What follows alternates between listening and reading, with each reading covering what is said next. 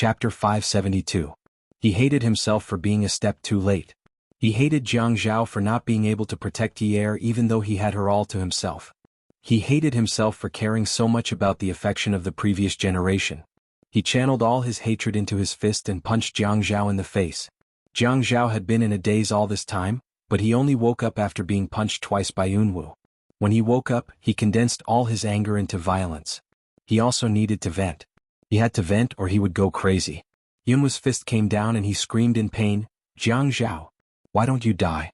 What's the difference between you and death?" Jiang Zhao punched Yunwu in the face. The whites of his eyes turned red. "Yunwu, get the F***ck out of here." If it weren't for Jiang Liqin, Qin Fian, and the others who came forward to pull the two of them apart, there would probably be 2 more hospital beds. Jiang Liqin yelled at Jiang Zhao in the beginning and used his usual style to force Jiang Zhao to go back and rest. Later on, he compromised and tried his best to help Jiang Zhao think of a way to find the murderer. Jiang Zhao insisted in the beginning, but in the end he compromised and took shifts. He didn't do his job properly at work. All day long he tried to find clues from a person who didn't have an arrow to point to. It was like this every day. Another night passed. Jiang Zhao sat by Yi's bedside and slowly combed her hair. With a long sigh, he lowered his head and closed his eyes. He wrapped Yi's hand in his palms and pressed it between his eyebrows. In a low voice he said, "Yunyi, I'm really useless as a husband. It's been more than half a month and I haven't found a single clue. I was too conceited. I thought that no one was smarter than me, that everyone was afraid of me, so I kept defending people everywhere I went. If I had known, I definitely wouldn't have chosen this path. Yunyi, what do you think we should do? When I think about not being able to find that person, I can't eat or sleep. I clearly know that the person who committed suicide wasn't the mastermind. I clearly know, but there's nothing I can do. You must feel that you married the wrong person, a useless man. But I always thought that I was very powerful, so powerful that I could give you the best life, the most stable life." He really wanted to pinch the hand in his palm. If it was before, it would be fine. If it was before, he would pinch her so hard that she would frown. Every day the doctor would say that she was about to wake up, but time could only tick by tick. The second hand had to tick 60 times to pass a minute. The minute hand had to tick 60 times to pass an hour. The hour hand had to tick 24 times to pass a day. He didn't use much strength. He opened his palm and his lips fell on the hand in his palm. He rubbed it gently and repeatedly. His voice was a little hoarse. "Yunyi, Yunwu said that if he found the murderer before I did, he would let me divorce you. He said that I didn't deserve it." He sighed almost inaudibly. "This time I didn't fight with him, nor did I quarrel with him. I know his background, although you didn't believe me. So, with one more person looking, one more force. After searching for so many days without any results, I forced Zhuang Yichen to look for him. He also complained incessantly. If Yunwu can really find him, I have to thank him. I'll introduce a few outstanding girls to him and let him choose. But, divorce? He's dreaming. He only cares about what he says, but he loves to dream. How can anyone snatch my Jiang Zhao's woman? Yunyi, even if you despise me, even if you think that I'm unreliable, I won't let Yunwu have his way. He can find the murderer, but he can forget about getting the woman. I know that you escaped death this time and hate me so much. But in ancient times, married women have to say to their men, 'In life, I'm your woman, and in death, I'm your ghost.' So, even if you hate me so much, it's useless. Even if Yunwu really finds the murderer, if you think that he's capable, don't think about divorcing me because you're my woman, and in death, you're also my woman." At this time, Jiang Zhao had completely given up his previous high and mighty attitude. He felt that he was very weak. At a time like this, he even felt that he was very incompetent. But even though he was incompetent, he could still act shamelessly. Even if Yi Er looked down on him because of this matter and felt that he wasn't a reliable person, he didn't care. He wouldn't keep his promise. Promise? What promise? He had never promised Yunwu anything. Had he? It had always been Yunwu talking to himself. He had never gone overboard from the beginning to the end. What kind of promise was this? He wasn't a fool. How could he agree to any conditions that others made? Although Yi Er hadn't woken up, he had always listened to the doctor's words. She was fine and was just in a temporary coma. The doctor had already said that it wasn't a big deal. What could have happened? The girl wasn't even 20 years old yet. She was young and strong. She was at the peak of her energy. What could have happened? Although it wasn't appropriate to describe a woman as young and strong, as long as he could describe her as healthy, he didn't care about her gender. Jiang Zhao's calmness disappeared after Qing Su woke up. Min Hongxing rushed out of the ward like a madman and shouted loudly, "Nurse! Nurse! My daughter is awake. She's awake." His voice scared the nurse so much that she ran over and kept blowing air into her mouth to signal Min Hongxing to be gentle. However, Min Hongxing couldn't help but be agitated. He continued to shout foolishly, "What are you shushing for? My daughter is awake. Can't you hear me? Quick, come and take a look." Yi Er's ward was next door. Jiang Zhao was keeping watch by Yi Er's bedside. His urgent and agitated shout stunned Jiang Zhao. "She's awake." Qing Su and Yi Er had been discovered at the same time. He didn't know what had happened at the time, but the car had obviously been hit by Qing Su. He couldn't even tell if Qing Su had deliberately hit Yi Er to cause such serious injuries. Why was it that the person whose lung had been pierced by a rib had woken up, but his wife wasn't? The method he had been using to hypnotize himself didn't work anymore. He shouted from the room next door, "Nurse? My daughter is awake." Jiang Zhao opened the door and shouted, "Nurse? Why is my wife still not awake?" The hospital was quiet at night, and it was a private hospital. All the people staying here were from wealthy families. Although there were only a few wards on this floor, the nurses were all panicking. They couldn't afford to offend any of them. Immediately, the doctors rushed into their respective wards. One group of them started to check on the patients who had woken up, and the other group started to check on the patients who had not woken up. Jiang Zhao had told himself that Yi Er would definitely wake up. The doctor had told him that it would be fine. Yi Er's injuries weren't serious, much lighter than young Miss Lu's. Even Lu Qing Su had woken up, so there was no reason for Yi Er's injuries to not wake up. The room was air-conditioned and Jiang Zhao was feeling hot. He wanted to hear the doctor's explanation. After the doctor checked on Yi Er, he stood up straight and said to Jiang Zhao, "Mayor Jiang, Mrs. Jiang's condition is not bad. Her condition is getting better every day." Jiang Zhao's image and demeanor were completely destroyed after the doctor's explanation. He was an idiot who would believe this bastard who was selling dog skin plasters. He used these words to fool him every day and did not change his style at all. He was very tall, especially for a doctor who was not tall. Both of them were men, but when one of them was pushed against the wall by the other, the difference in strength was obvious. "What did you say to me? You told me that my wife's condition is not bad. Her condition is good?" Jiang Zhao was so angry that he exerted more force. The doctor rolled his eyes. He really wanted to strangle this dog skin plaster to death. If he were to strangle this dog skin plaster to death, he would not be the mayor anymore. The doctor's brain was too hot and he couldn't control himself. How could he control himself? Jiang Zhao, who was told by the doctor every day, woke up. Jiang Zhao, who was told by the doctor every day that she was fine, was in a coma every day. How was he going to cool down? "You better give me an explanation. Tell me." "Mayor Jiang, let go of me. Let go of me. You are going to kill me." Everyone in the room didn't care about Jiang Zhao's identity. Those who could pull him pulled him and those who could arm wrestled him. At night, the private hospital was very noisy. The head nurse on duty called the hospital director, and the hospital director called Qin Rongfeng. This incident was only resolved when the Qin family arrived. But in another ward, the atmosphere was different. Jiang Zhao and family Min were not on good terms for a long time. After the Yun family's incident, family Min did not contact them. Also, when the Yun family fell, it was because of family Min. Yi Er was married to Jiang Zhao, and Jiang Zhao was classified as a dangerous person by family Min.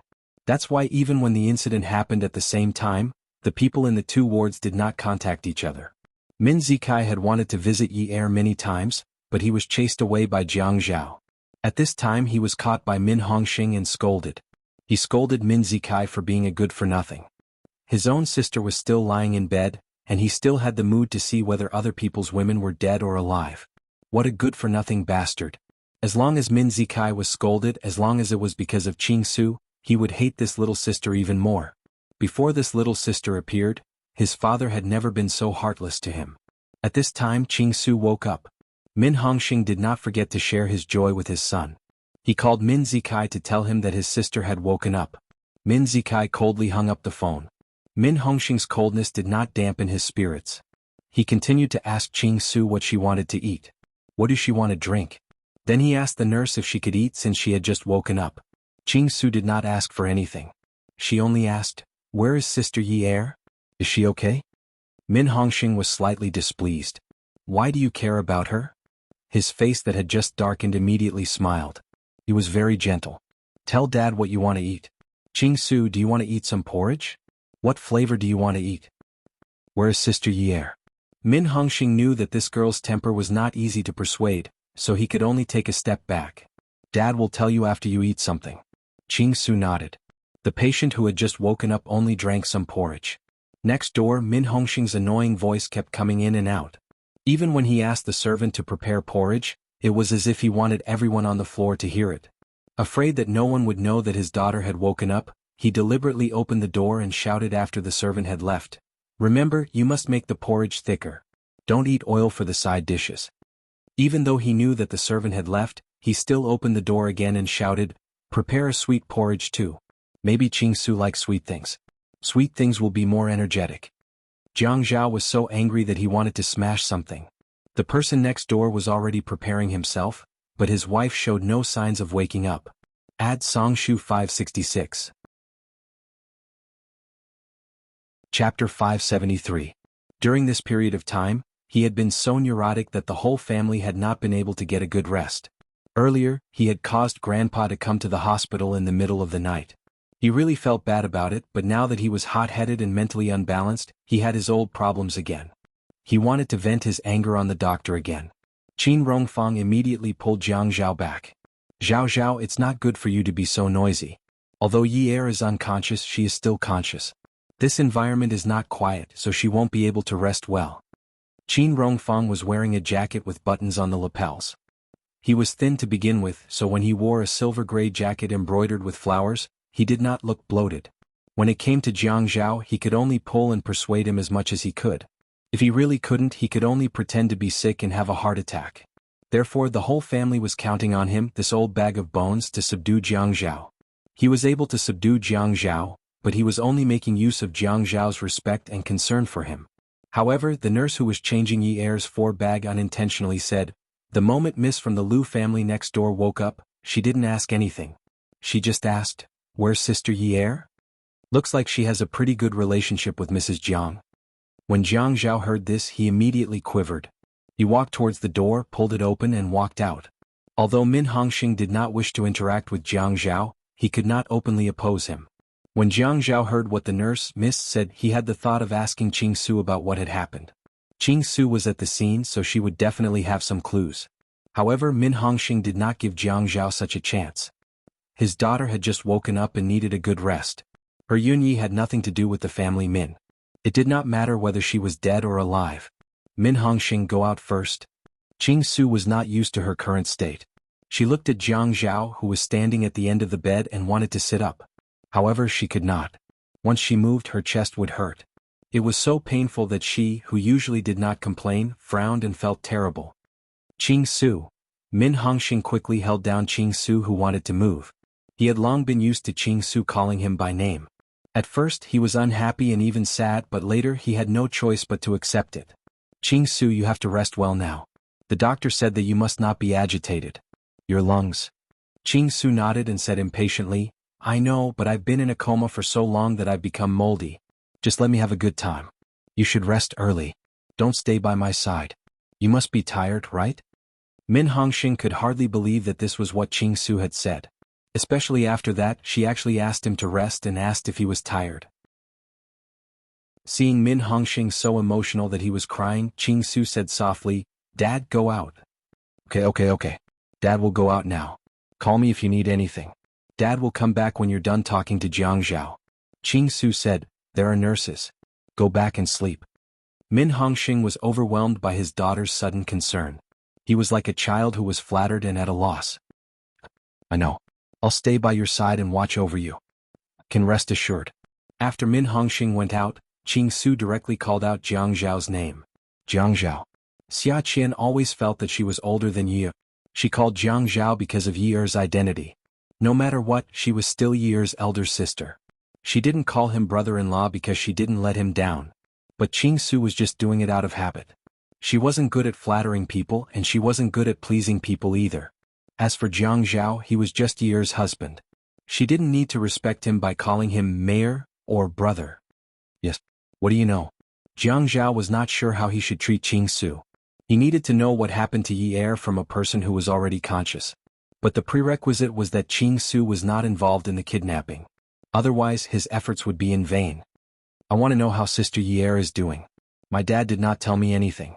She is still unconscious. The impact on her head might be quite serious. There is a blood clot and she will not wake up anytime soon. I think she might need surgery. Jiang Zhao's heart softened when he heard Qing Su calling Yi Er's sister.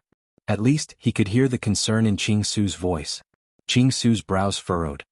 Crash? Yes. Jiang Zhao was still standing at the end of the bed looking down at Qing Su. He did not dare to miss any changes in her emotions.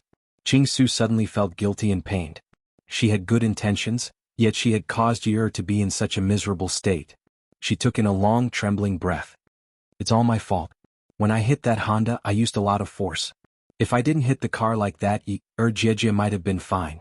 Jiang Zhao's expression changed as he started walking. He didn't think that there was such a coincidence because he had seen the video of the person who kidnapped Yi Er. It was because it wasn't Lu Qing Su that he thought it was a coincidence. But now Qing Su had admitted it herself. He was thinking Yi Er had not woken up yet, so what right did this wretched girl have to wake up? He walked over to Qing Su's bedside in a few steps. Just as he was about to strangle this wretched girl to death, Qing Su looked up with her doll-like eyes. I was also anxious at the time. Sister Yi Er was in the Honda and did not come out, but I clearly saw her stretching half of her body out of the window. She must have been calling for me. Later on, no matter how I chased after the car, she did not come out. I was very anxious.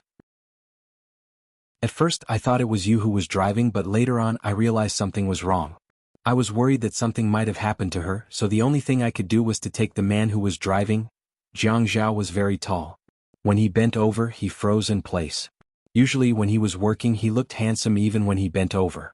If Yi Er had been here, if Yi Er had been lying in bed, he would have bent over to touch her, hug her, or kiss her.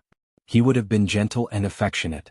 But now he was frozen in place, not moving at all, as if he had been petrified. Looking at Qing Su, who was full of guilt as she recounted everything that had happened by the river, his eyes reddened and he almost shed tears. No one would be like this. Other than family, they would give up their lives and forget about themselves.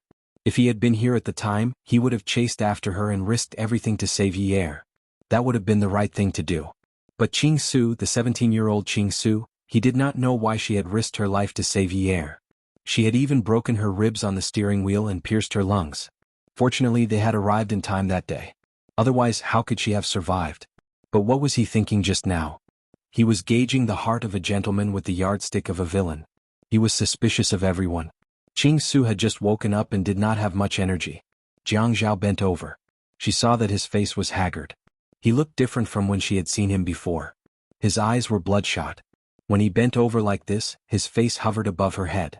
She thought he was acting like this because he could not hear her clearly. And his gaze changed from anger to uneasiness. Did he hate that he could not hear what she was saying? She took a deep breath, wanting to speak louder and clearer. But when she took a deep breath, Yizi felt like her lungs were about to split open. When Jiang Zhao saw that Qing Su could not hide the pain in her eyes and that she was groaning in pain, he reached out to press the bedside bell. Qing Su, do your lungs hurt? Hearing Jiang Zhao's gentle voice, Qing Su nodded and then shook her head. I'm fine. I just need to rest for a while. Qing Su, I owe you a big favor. If you need my help in the future, I will definitely not refuse. Jiang Zhao could not say anything more out of concern. He felt that the best thing he could say now was to make a promise to the person who had saved his wife's life. Because the person who should have had his ribs and lungs broken should have been him. Qing Su and Yi Er were not related in any way. It was only right to repay a drop of kindness. If this were in ancient times, the whole family would have to kneel down and kowtow to thank their savior. What are you saying? Not only did I not save her, but I also caused her to fall into a coma. I've already asked for forgiveness and you still say that. Qing Su's guilt could not be concealed again. When the nurse entered the room, Min Hongxing ran in after her. When he saw his daughter, who he treated as his sweetheart, was in so much pain that her face was sweating. Without saying a word, he pushed away Jiang Zhao, who had just stood up straight. Jiang Zhao did not expect Min Hongxing to do this. He immediately staggered and fell on the accompanying bed next to him. Although his handsome eyebrows were knitted, he did not want to argue with him. Min Hongxing was so angry that his voice was loud and clear. What do you want to do? What did you do to my daughter? Min Hongxing, I used too much strength to breathe. It was Jiang Zhao who called the ambulance for me. Min Hongxing turned his head and saw that Qing Su had already closed her eyes. Clearly before he went out at that time, his daughter still called him Dad. Now she was only calling his name. He only pushed Jiang Zhao because he was worried that Jiang Zhao had caused her pain. Could it be? Could it be that Qing Su was interested in Jiang Zhao? He stepped back and let the nurse examine Qing Su. At this time he also involuntarily began to size up Jiang Zhao and Qing Su. He secretly thought that Qing Su was 17 years old and was in high school. Although this was the case, it was not that he had not considered finding a good family for her in the future. Although Jiang Zhao was good in all aspects, he did not mind that Jiang Zhao was more than 10 years older than Qing Su. However, he minded that Jiang Zhao had been married before. It was rare that Min Hongxing could actually think of such a constructive problem at this time.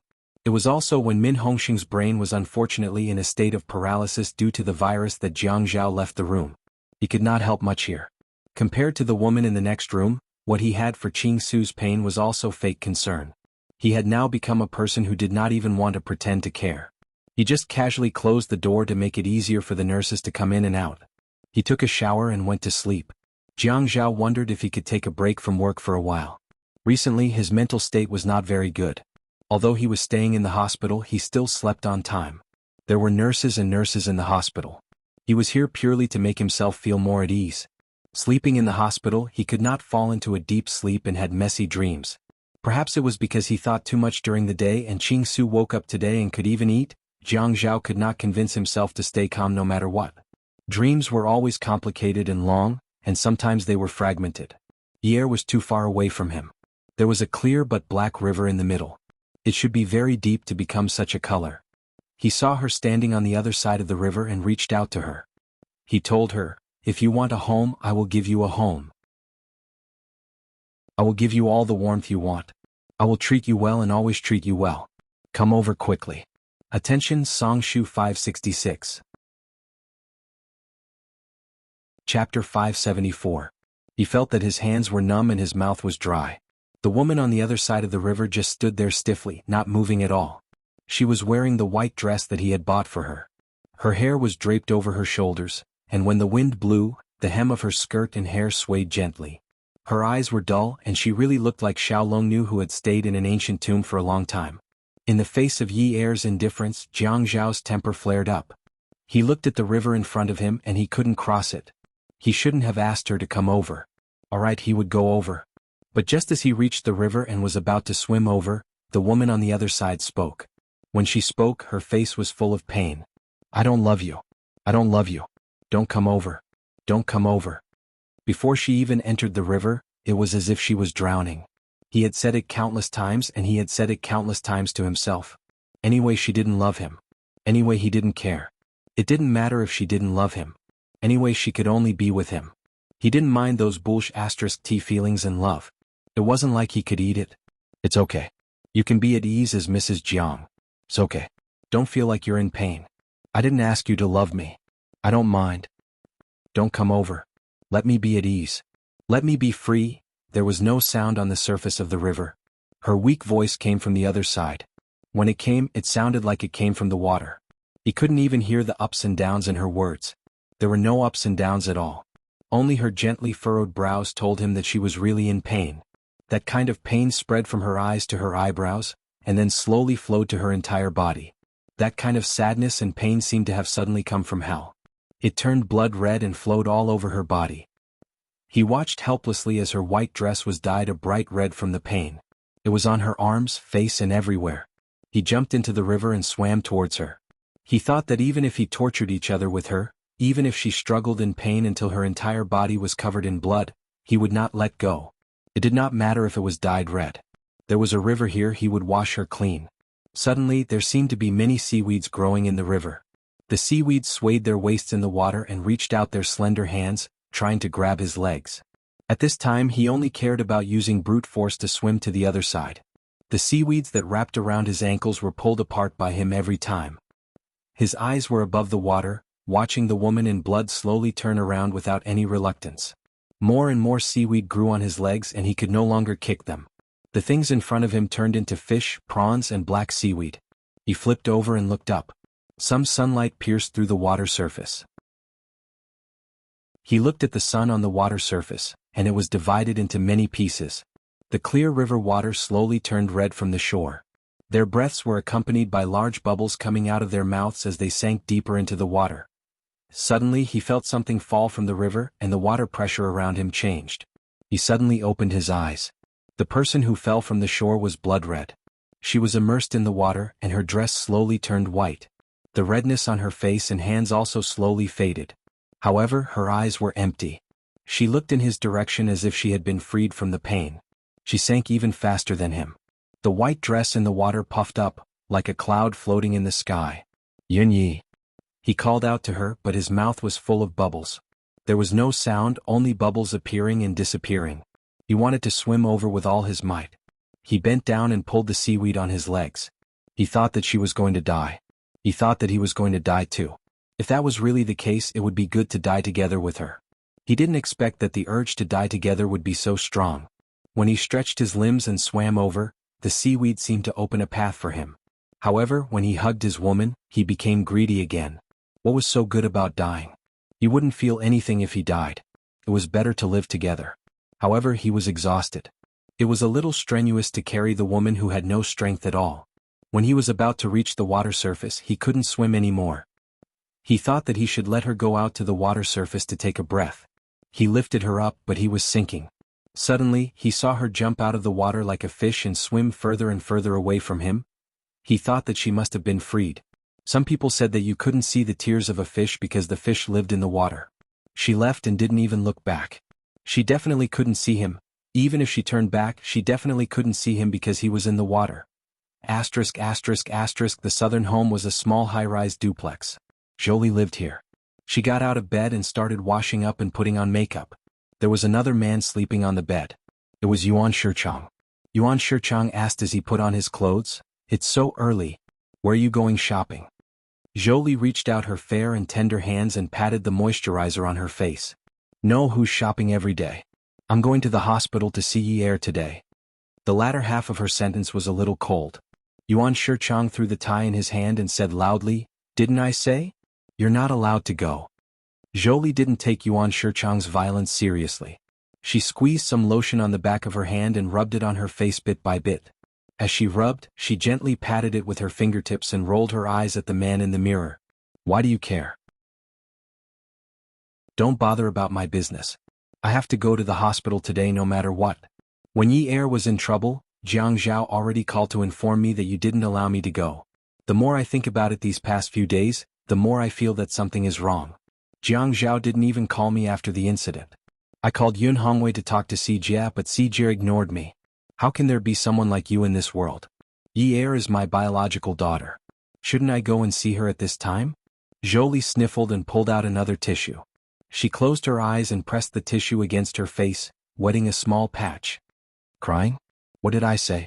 You promised to cut off all ties with those annoying people in the Yun family if you were to be with me. You promised and now you're regretting it." Jolie threw away the tissue in her hand and raised her chin. She looked at herself in the mirror and began to apply foundation. "Yes, I regret it. I want to see Yi Er. You can do whatever you want." Yuan Shichang was already used to Jolie's temperament that changed her mind from time to time. Anyway, he couldn't force her.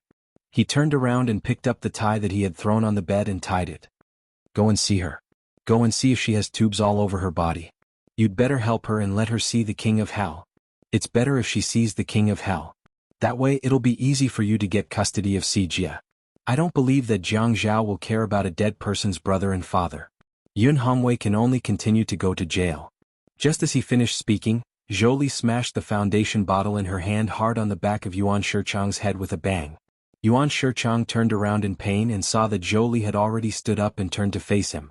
She glared at him with an angry expression.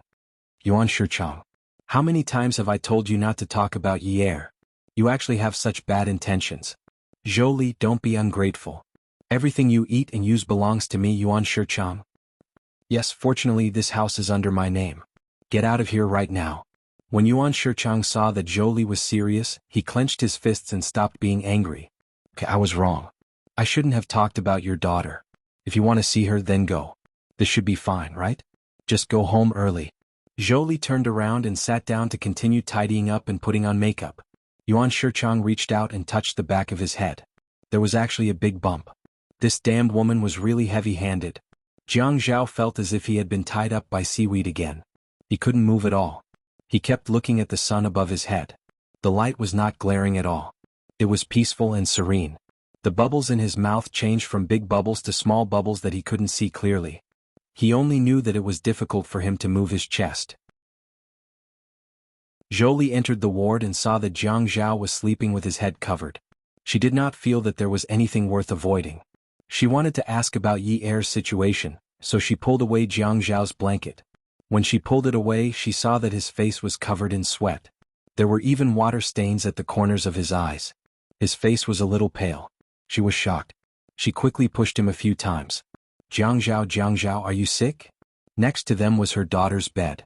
There were no tubes all over her body like Yuan Shichang had said. There were only bags of fluids. Her son-in-law was sleeping on the side bed. His face was pale as if he was seriously ill.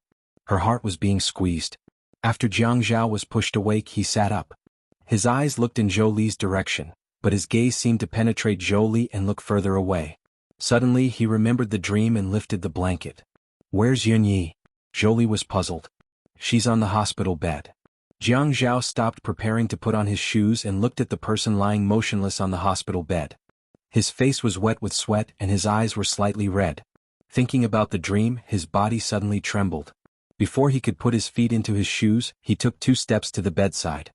He reached out and touched her nose. Her breathing was even. It seemed like she was still dreaming.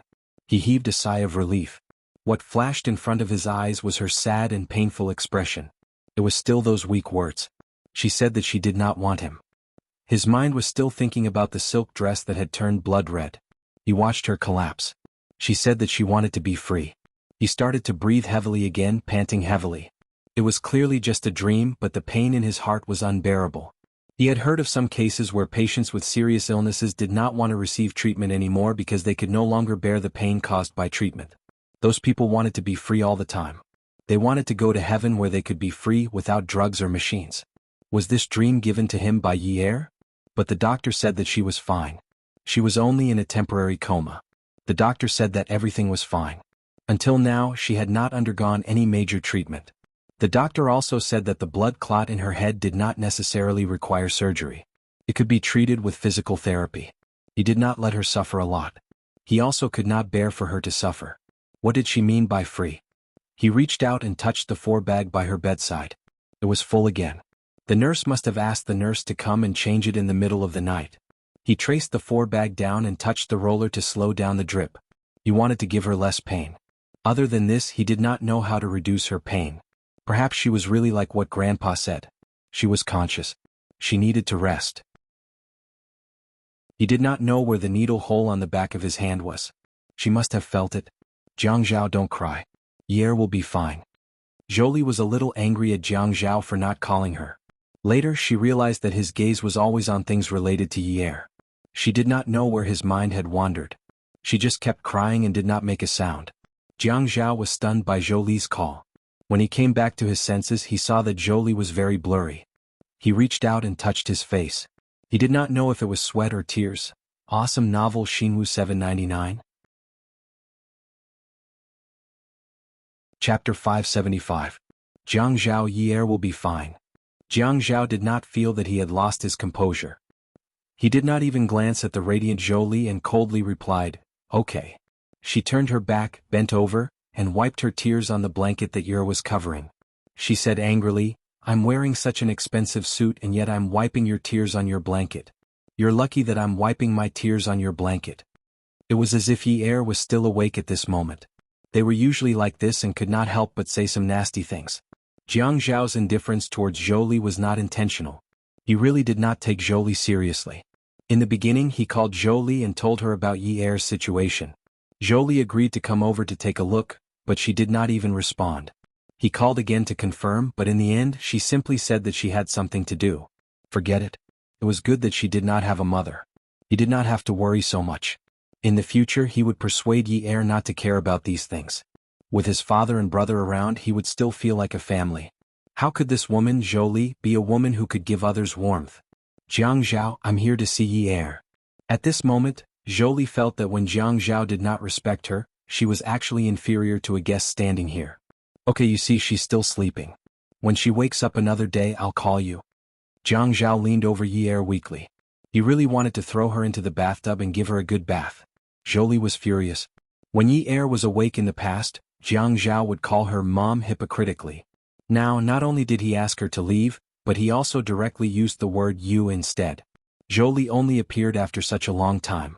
In Jiang Zhao's eyes, it was only because of Si Jie's custody rights. It really did not make him feel good. His mood was bad enough, really bad. If Zhou continued to stay here, he was afraid that he would have to vent all the emotions that he had suppressed during this period of time. Because his family was always worried that he would be in a bad mood, they tolerated him, making him feel embarrassed to lose his temper at them. Brother. Qin Fian came in from the open door. When he saw Zhou, he only called Jiang Zhao. Qin Fian had heard about Zhou's custody rights from Jiang Zhao, so it was natural that his impression of Zhou was not good. Fian. Jiang Zhao sat up and turned. Brother, let's go. Uncle Wu has arranged for people to guard here. I'll send you to the building. After Yi Er's accident, Qin Fian or Zhuahao sent Jiang Zhao to work every day. They took turns telling him new things on the way to work. As usual, Jiang Zhao went to the bathroom to wash his face, brush his teeth and shave. When he returned to the room, he faintly said to Zhou, Mom, I want to change my clothes. There is no private changing room in the ward, so it's not very convenient. At this time he called Mom, but the meaning was even more obvious. Zhou was embarrassed. Qin Fian pushed up his glasses and did not call anyone. He only pursed his lips and gave a forced smile. After Zhou left, Jiang Zhao took off his pajamas and threw them on the bed. He took out his suit, shirt and sweater from the wardrobe and put them on one by one. Qin Fian helped Jiang Zhao straighten the back of his shirt collar and raised it slightly. You are very heartless, even chasing your mother-in-law away. You are very understanding. Jiang Zhao looked down at the front of his shirt, buttoned it and smiled. Of course. Why don't you commit incest with me? Normally, Qin Fian would only tell Jiang Zhao that he did not commit incest. Recently, in order to make Jiang Zhao happy, he had done a lot of things to himself for Jiang Zhao. Don't say it so loudly. Be careful that your sister-in-law finds out. Later, she will insert the needle in her arm into your hand and make you give her an 4 drip. Sigh, if you are willing to do this, then I can only be willing to be tormented by you. Qin Fian took Jiang Zhao's briefcase and sat on the table by the window. Zhou came, but you didn't let her accompany sister-in-law. You chased her away just like that. I'm afraid she is sad. Sad. Jiang Zhao looked at the mirror outside the wardrobe and put the tie around his neck. He raised his head and looked at himself in the mirror. He snorted. It would have been better if he didn't say this, but now that he said this, he was furious. She will be sad? Does she look like she's sad? I seriously suspect that she gave birth to Yi Er when she was underage. Look at her now. She clearly looks like a woman in her 30s. When she gave birth to Yi Er, she must have been so young that she didn't know anything. Otherwise, when Yi Er was lying on the bed like this, I actually couldn't see any love in her eyes. Your beauty, you and my sister Zhen are examples of women who don't care about their families, but are they the same as her? No matter how much they don't care about their families, they still love their children, right? Sigh, now that you mention it, I suddenly feel that Beauty You is exceptionally cute and likable. Of course, although they didn't care about us since we were young, when did they not rush back from afar at critical moments? Although sometimes we say that it's annoying, aren't we quite happy in our hearts? But look at Zhou. How old was Yi Er when my father-in-law had an accident? She dared to disappear without a trace and leave a mess to Yi Er. If it were anyone else, I'm afraid I would have kicked them. Don't be so angry. Qin Fian placed his briefcase on his desk and walked behind Jiang Zhao. He tugged at the hem of his suit. After all, she's your mother-in-law. What kind of mother-in-law is she? Calling her mom is already giving Yi Er 10,000% of face. I can't possibly keep her here. You didn't see it. Every time she sees Yi Er, she makes Yi Er so anxious that she cries. I can't casually throw the person on the hospital bed to her to agitate her. What if she starts drugging Yi Er the moment I leave? I have to be on guard against this kind of thing. It was only when he saw the helper at home coming over that Jiang Zhao gave Yi Er a kiss and followed Qin Fian out of the ward. After getting into the car, Jiang Zhao said, Fian, you actually don't have to send me off. I can get Lu Cheng to pick me up. Qin Fian handed Jiang Zhao the breakfast in a thermos that they brought from home. Have some porridge. Today's porridge is made with red beans. Uncle Wu said that you should eat some red bean porridge in the morning. He didn't agree to let Lu Qing pick Jiang Zhao up. After all, Lu Qing was an outsider. He always knew that Jiang Zhao was very guarded against outsiders. How could he be as relaxed as him and Zhua Hao picking him up?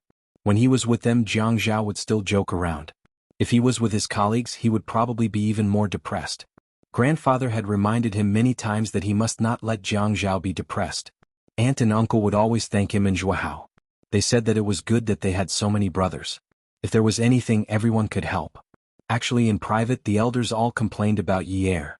It was just that they ran into a wall with Jiang Zhao, so they didn't mention it again. Jiang Zhao wouldn't reject the good intentions of the family. He knew that everyone seemed to be going on with their lives normally, but they were all taking care of his feelings. They just didn't want him to feel burdened if he found out. Opening the lid, Qin Fian started driving. Jiang Zhao began to eat porridge and side dishes. The red beans must have been soaked for an entire night. The beans melted in his mouth very quickly. The diced radish was Jiang Zhao's favorite side dish to eat with porridge. The Qin family's mother would make a big bowl of it every year.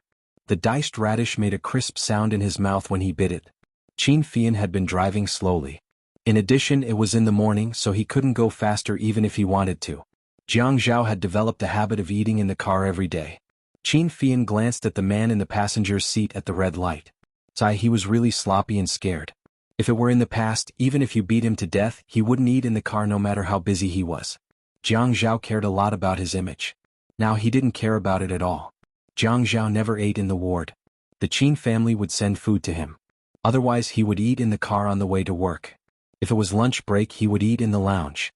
Actually, he didn't deliberately test Jiang Zhao's weakness. It was just that when he sent breakfast to Jiang Zhao to eat in the room that day, he was rejected. After that, he quarreled with Jiang Zhao.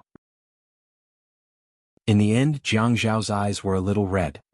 He softly choked and said, "In the past, when your sister-in-law was by my side, we would eat together.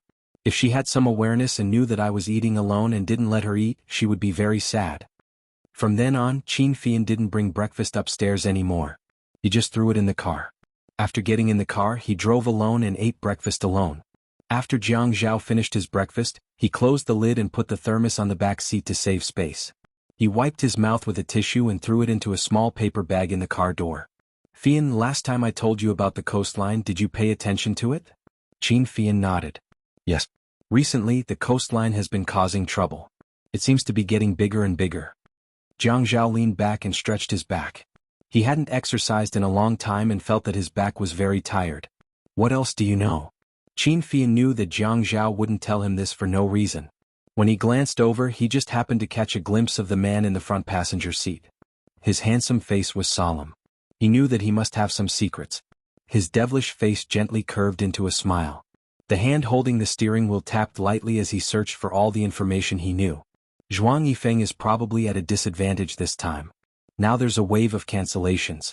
Although his uncle helped him with the loan, if this matter gets out of hand, his uncle will also be affected. Moreover, the coastline is quite big. It's almost equivalent to the sum of the buildings he built in the past. If this matter really gets out of hand, I'm afraid he can only auction the coastline. Qin Fian's tone was somewhat gloating. "What do you think of this matter?" Jiang Zhao crossed his arms and tilted his head, looking at Qin Fian with a sharp gaze. "Me? Ah." Qin Fian listened to Jiang Zhao's questions. He suddenly felt that although the incident with Yi Er was a big blow to Jiang Zhao, this guy's perception of the outside world was still very high.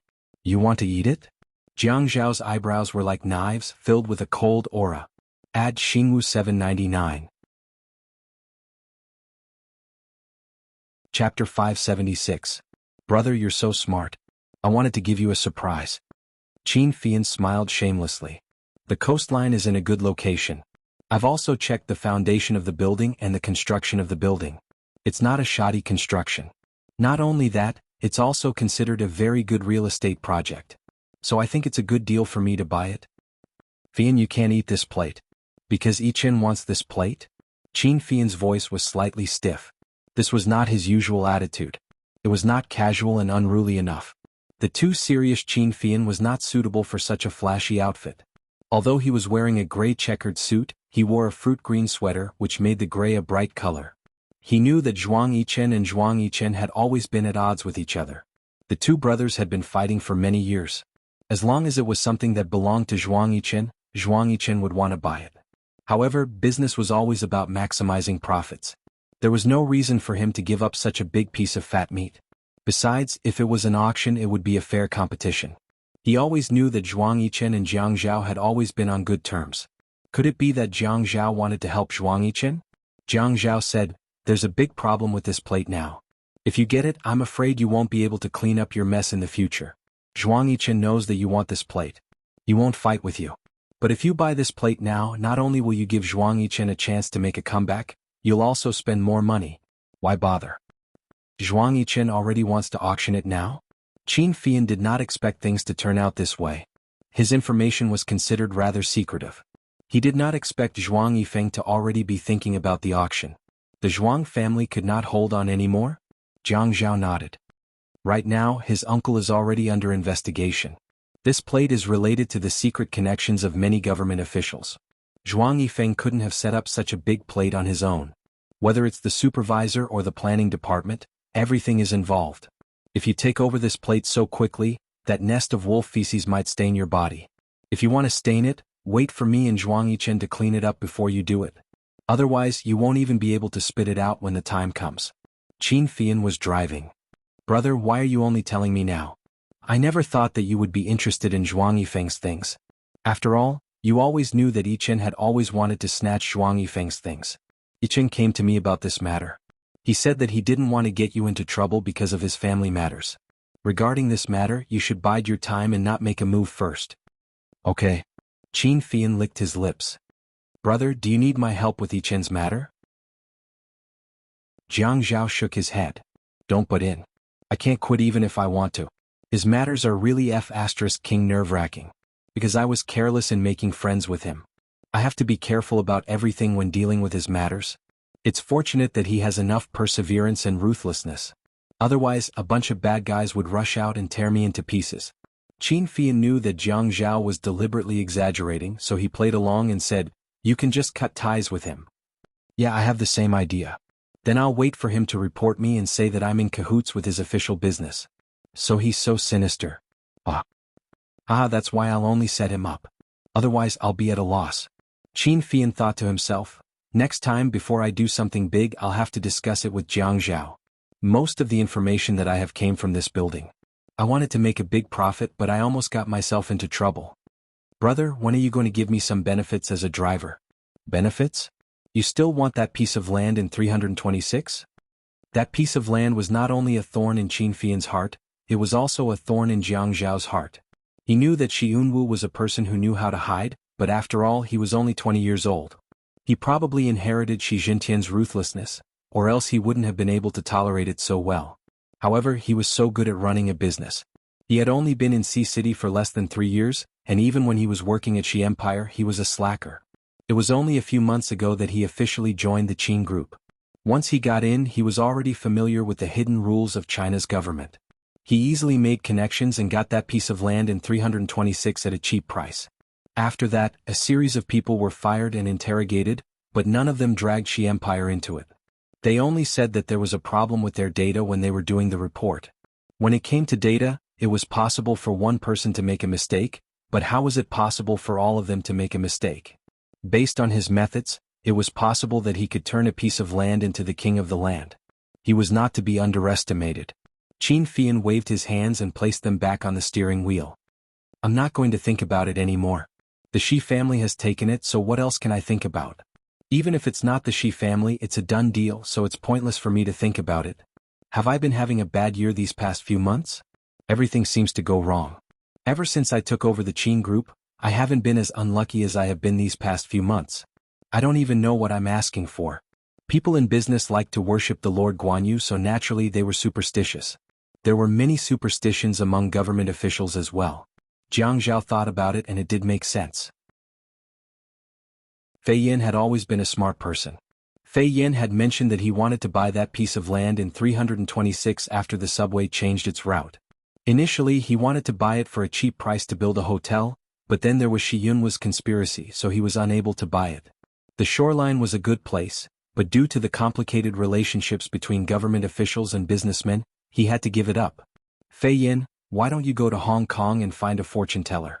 There's an 80% chance that something is wrong. Jiang Zhao paused. When the time comes, I'll go with you. I don't think things are going well for me either. Qin Fian nodded in agreement. Okay, when sister-in-law wakes up, we'll go together. After sending Jiang Zhao to the government office building, he turned around and left. As soon as Jiang Zhao arrived at the office, Lu Qing came over and said, Boss, Dean Shin from the Procuratorate came looking for you. He's still in the lounge. I wanted to give you a call, but he said there was no need. He also said. Lu Qing stopped and smiled. Jiang Zhao was not in the mood to joke around. Joking with Fei Yin was a different matter. It was just to comfort a family member. What else did he say? Lu Qing shook his head and smiled helplessly. He said, since you're on time for work, if you dare to be late, he'll report you. He'll say you didn't show up or left your post without permission. When Jiang Zhao heard this, he couldn't help but laugh. I'll go invite him myself. Who knew that as soon as he said this, the office door was pushed open. Shin Kai was in a suit. When he saw Jiang Zhao, he smiled rudely and said, Invite what? I'm here to catch the party atmosphere. Yo, I'm not late? Looks like if I want to extort you, I'll have to work a bit harder. Beauty novel Xinwu 799. Chapter 577. It's rare for Shin Kai to be so carefree when he enters the mayor's office. Jiang Zhao raised his eyebrows and said to Lu Qing, Help me pour a cup of coffee for Mr. Shin. Lu Qing turned to Shin Kai, who had entered the office and was sitting on the sofa. Mr. Shin, do you want tea or coffee? Coffee. Your boss is too honest. That tea must be the 10 renminbi Qting tea. I don't want to drink it. Jiang Zhao smiled. Qting tea is very good. It's detoxifying. Shin Kai immediately shook his head and said, That won't do. I still have to keep the poison and fight poison with poison. Ah. Lu Qing placed the coffee on the coffee table in front of Shin Kai and left. Shin Kai shrugged. Why did you come to work so early? It's not good to be so strict. You should give your subordinates a chance. If not, it will be too difficult for them to get promoted. You need to give this seat to them. Jiang Zhao walked to the reception area and took the cup of tea that Lu Qing had brewed for him. He sat opposite Shin Kai and said, I will move my seat. You can go upstairs and find an empty seat for me. You can't just pull me down and let you sit up. It's hard to say. Shin Kai raised his eyebrows confidently. The corners of his mouth curled up into a smirk. He said the two words slowly. At this time he held the coffee on the table in his hand. The tip of his nose wandered above the thick white porcelain cup. His eyelashes drooped, and his gaze fell on the white smoke curling up from the coffee. He inhaled and took a sip with enjoyment. He couldn't help but praise, very good coffee. Where did these beans come from? If it were made by a better coffee maker, I'm afraid the taste would be even richer. After saying that, Shin Kai took another sip. Jiang Zhao knew Shin Kai was trying to change the topic. Grandpa's friend gave it to him. I don't even know who gave it to him. Grandpa doesn't drink coffee, so he gave it to us. If you like it, you can have it. I usually drink a lot of tea. That's not good. But I know you don't drink coffee. It's not like I am taking it away from you. Jiang Zhao nodded. When did you become so polite? It's not like you. I can't help it. I've been in this circle for a while and I've forgotten that I don't need to be polite with you. Then I'll take all of your beans away, not leaving a single one behind. Don't tell others that I robbed you. Oh, you are getting more and more powerful. Are you still afraid of people calling you a bandit? Don't mention what happened in the past. Don't mention it. After Shin Kai finished a cup of coffee, Jiang Zhao didn't ask him why he was here. They just had a simple chat. Shin Kai asked, Are you really calm or are you just pretending? What? You didn't hear anything? Jiang Zhao's eyes narrowed slightly as he asked, What rumor?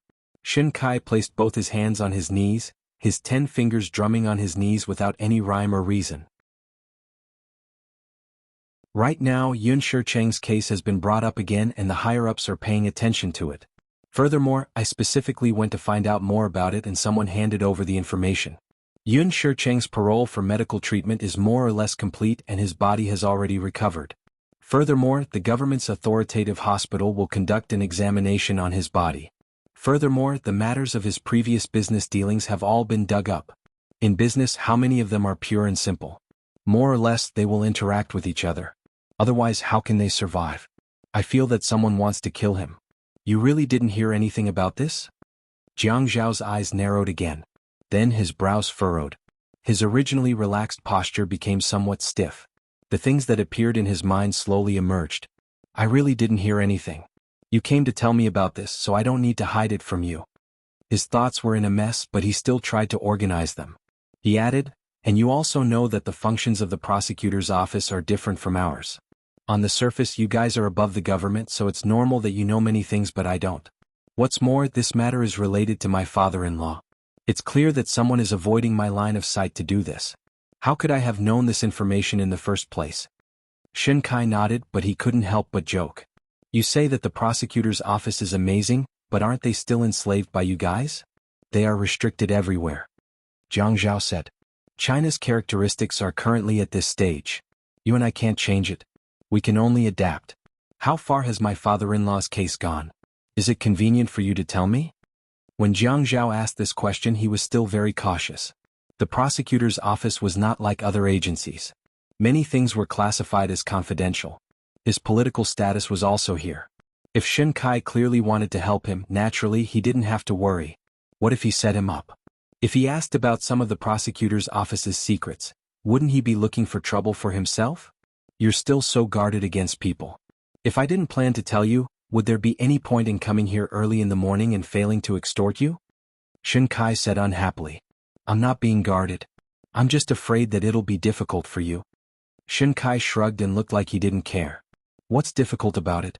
Everyone is mutually beneficial. There's no such thing as difficult or not. I don't think I'm a good public servant, and I don't think you are either. We're just using these resources to benefit our families. At the same time, we're also using these resources to benefit the people of High City. The biggest advantage is that we're not considered heartless officials. At the very least, we're in our positions and have done our jobs. So it's more convenient to tell you some things. You're also very easy to understand. Jiang Zhao admired Shin Kai's straightforwardness. However, Shin Kai wasn't someone who was like this to everyone. He would only negotiate with you as quickly as possible when he had a clear understanding of the other party's trump card. This was because there was no need to probe too much. Shin Kai was a person who had very sharp eyes and was very efficient in doing things. Jiang Zhao asked, is there any way to salvage the situation? The hospital Yi Er was in was a high-end private hospital, so the servants were sometimes a little relaxed. After all, what could happen in a place like this? Everything has a meter display. His mother was sleepy at noon, so she lay on the table by the window to sleep. Not long after, she fell asleep. The door of the ward wasn't locked from the inside. A nurse in a pink nurse's uniform lowered her head and pushed a trolley into the room. This nurse looked taller than the average nurse. Although she was thin, her frame wasn't small. Her facial features were a little stiff and she looked a little awkward. The two-tiered trolley stopped at the head of Yi Er's bed. The nurse glanced at the 4-bag. Although there was still half a bag of 4 fluid left, she removed the 4-bag with a cold look in her eyes. She placed the remaining 4-bag on a white porcelain tray in the trolley and hung the 4-bag from the other tray on the tray. After hanging the 4-bag, she looked at the woman lying on the bed, whose eyelashes didn't move at all. The corners of her mouth curled up ferociously. She reached out and touched the rollers to adjust the flow to the maximum. Then she turned around indifferently and pushed the trolley out of the ward. His father was woken up by a series of clanking sounds. When he woke up, he rubbed his eyes. What's that sound? Then he heard someone vomiting. It sounded like someone was in pain. When he turned around and found the source of the sound, he was scared half to death. Yi Er's eyes were closed. Her face was covered in fine beads of sweat. She kept vomiting and convulsing. What came out of her mouth was sticky white fluid. The fluid flowed down her cheeks and chin. Her hair and neck were all wet. There was also a large wet patch on her pillow. Her body probably moved because of the movement from vomiting. The 4-stand beside her had fallen over. The needle on the back of her hand was bleeding.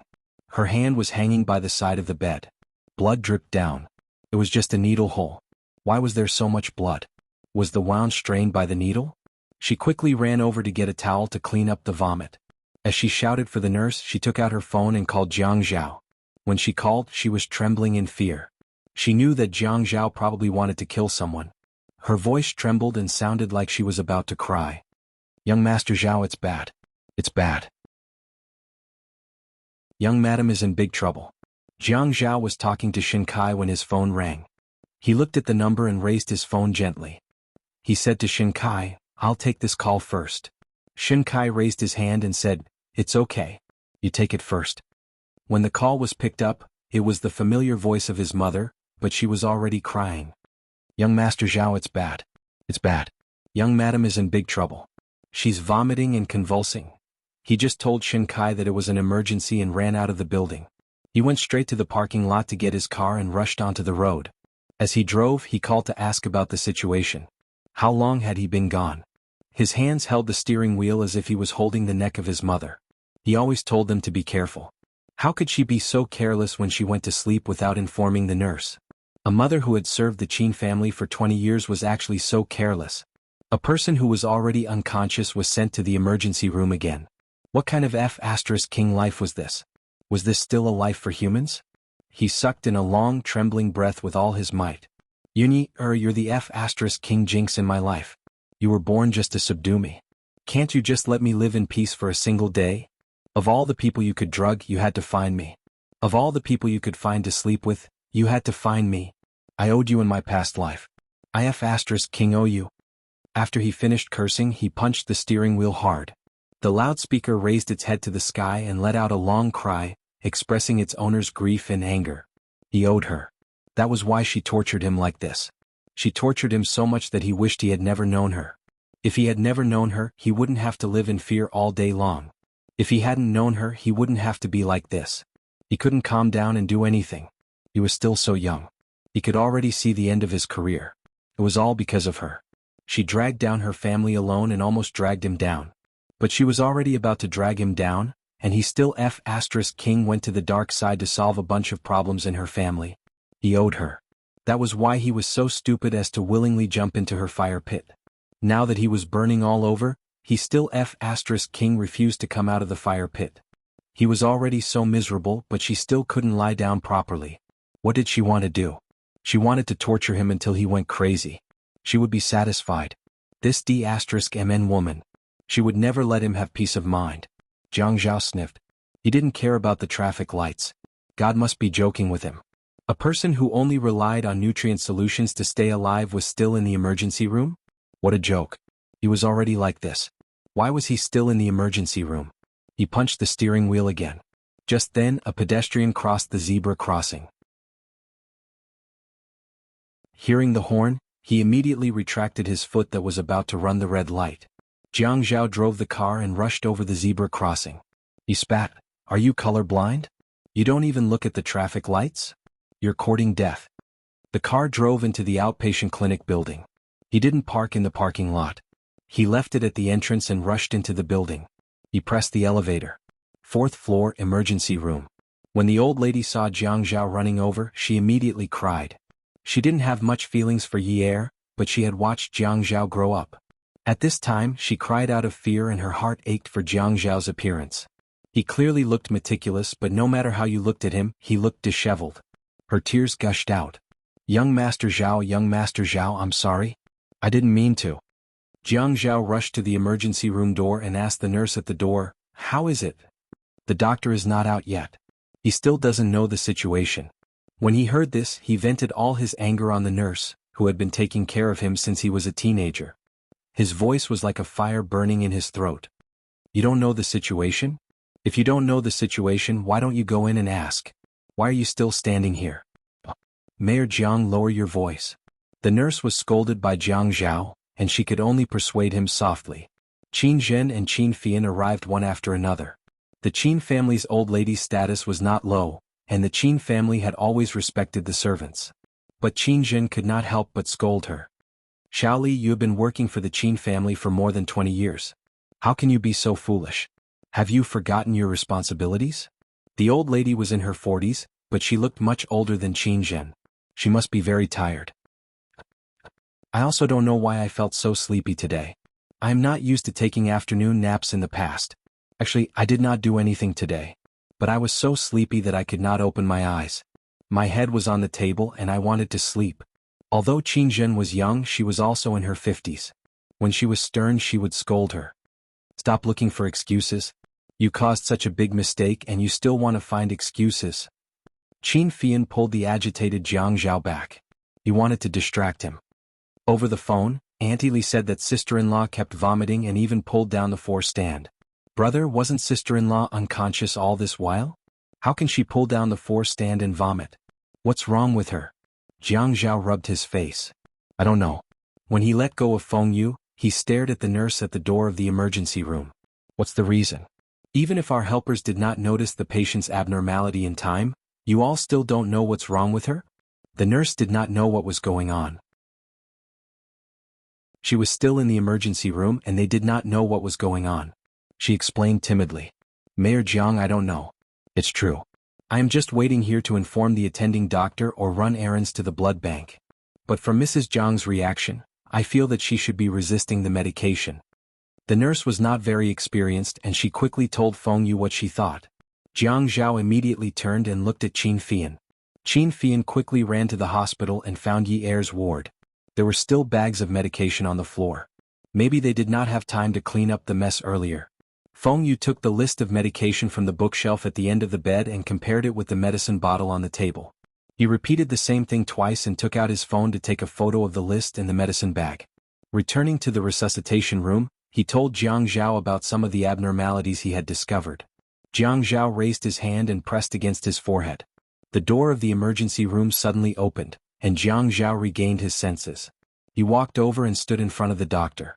The doctor was wearing latex gloves, a blue disposable cap and a surgical mask. He asked coldly, "What's the reason?" The doctor looked at Jiang Zhao. "I'm not sure yet. I need to verify with the nurse on duty." Verification. Verification of what? Verification of the wrong medication that caused my wife to vomit. Jiang Zhao did not say anything and grabbed the doctor's scrubs and dragged him out of the operating room. Qin Fian hugged Jiang Zhao again to stop him from hitting the doctor. Brother, now is not the time to create trouble. We need to make sure that sister-in-law is out of danger. We will not let this matter rest so easily. But now is not the time to create trouble. Keep quiet. The hospital was afraid of medical accidents and they wanted to cover it up. But now they could not cover it up anymore. In the end they could only say, the patient was injected with papaverine hydrochloride, which can accelerate the dilation of blood vessels. This type of fluid is used to treat heart and brain diseases. Mrs. Jiang's prescription does not include this type of medicine. I am about to tell the nurse about this. Mayor Jiang, please let me speak. The doctor looked at the nurse at the door.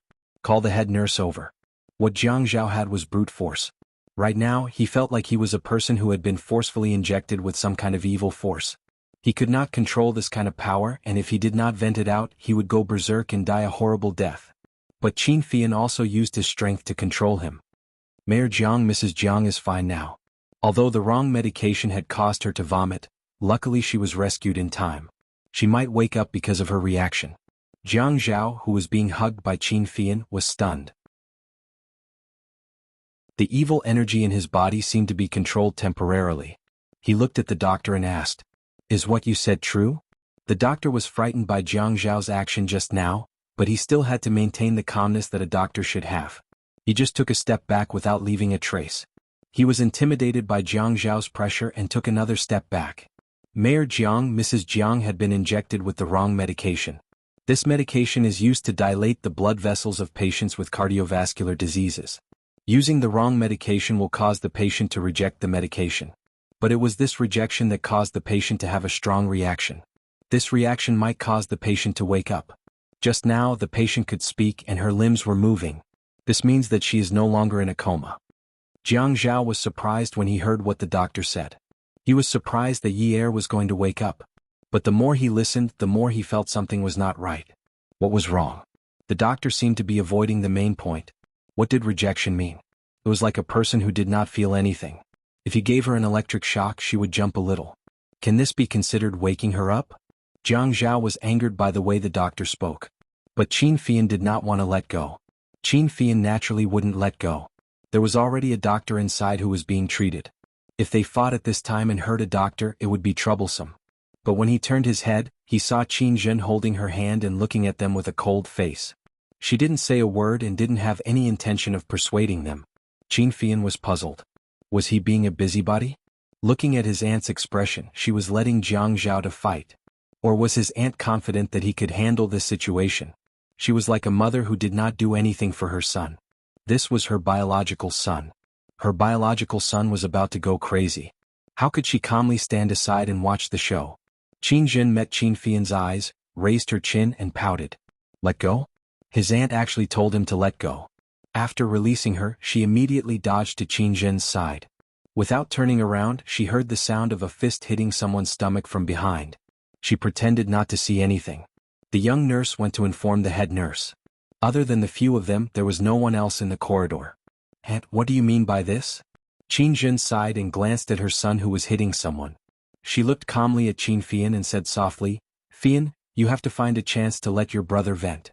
He is too repressed. At this time, his stomach is full of anger and dissatisfaction. If you don't let him vent, he will get sick. Qin Jin won't say a word about it. But if Zhao Zhao wants to hit someone for no reason, I will definitely ask you to stop it. As you can see, it was caused by the hospital. It's not entirely our fault. He is now an ordinary patient's family member.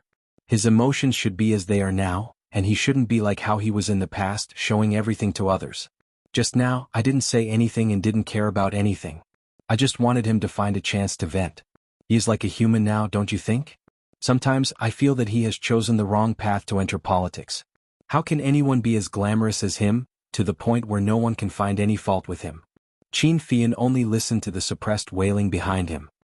He nodded and said guiltily, I should have thought of it. Qin Jin took another look at the scene of Jiang Zhao hitting someone. She simply turned her back and chose to be parallel to Qin Fian.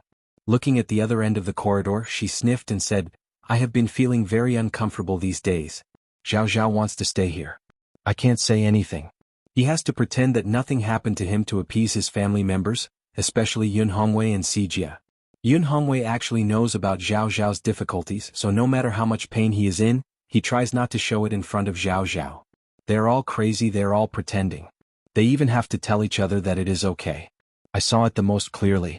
Yun Hongwei patted Zhao Zhao's shoulder several times and told him not to worry. Whenever he turned around, he would secretly wipe away his tears. He also has to make up lies to deceive Sijia every day. I want to find a chance for them to vent. Zhao Zhao is venting today.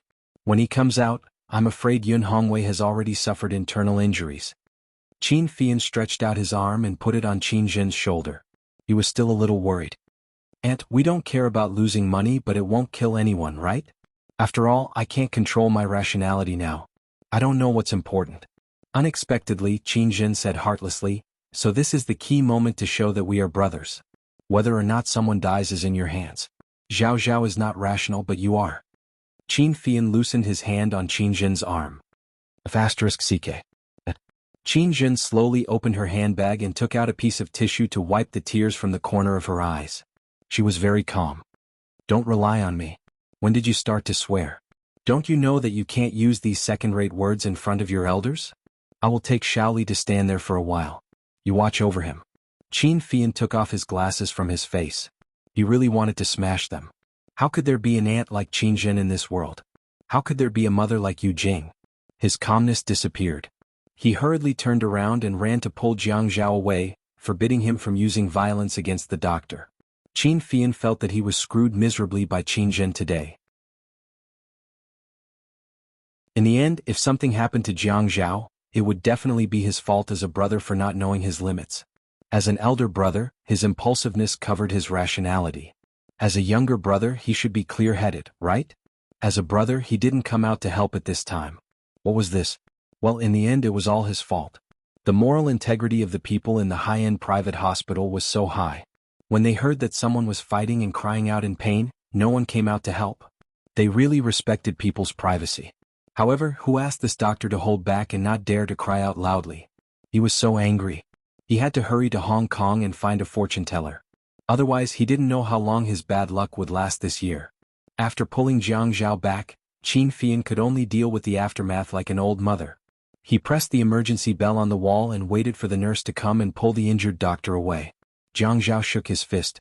Qin Fian asked, Have you had your fun? No, Jiang Zhao said. Then I'll spar with you tonight? Jiang Zhao rolled his eyes at Qin Fian. Sure, if I hurt you, beauty, you will definitely take a private plane back to take revenge for you.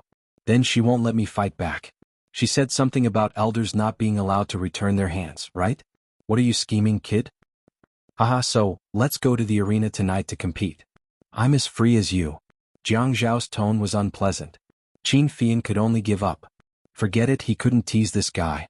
Actually, this fight didn't last long because the young nurse found the head nurse and brought him to the emergency room for only 3 minutes.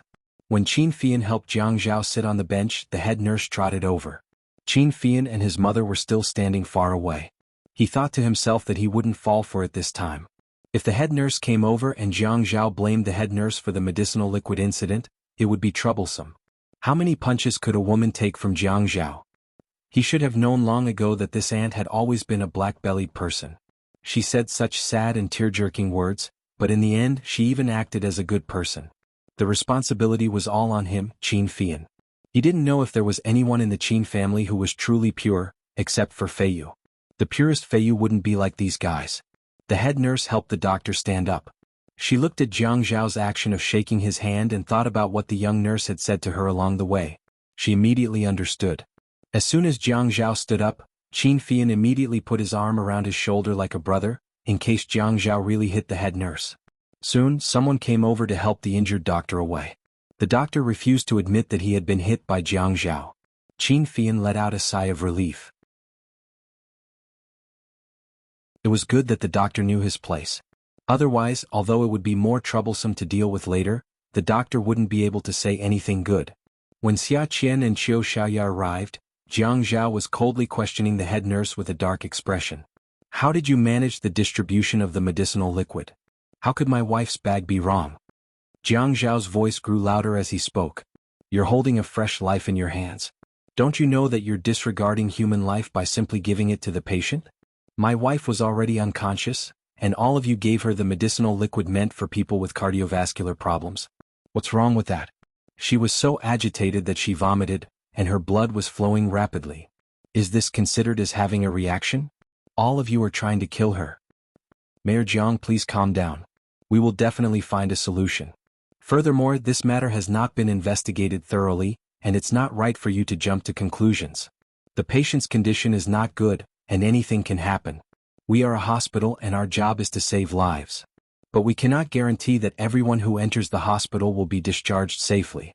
But our hospital will do a report and give you a satisfactory answer. The head nurse was a little self-righteous. She also used the official tone that a hospital should have.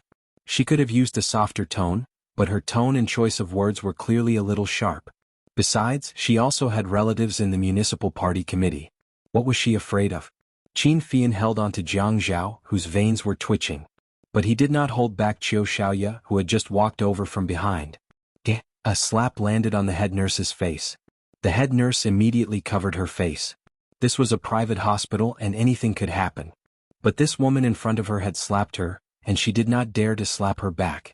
Qiu Xiaoya was wearing a pair of 8-inch high heels, a short black silk skirt in winter, and a coat over it. Her fashionable black satin short hair was tucked behind her ears, revealing a charming face. Her expression was cold as she crossed her arms in front of her chest and snorted. What did you say? Who are you saying is jumping to conclusions? Even I, who had just arrived, know what happened, and you are still saying that this matter is not clear? Tell me, what should I do to make this matter clear? You said that the patient's condition is not good, so anything can happen to her? Is it normal for her to vomit after receiving the wrong medicine? Attention, Songshu 566.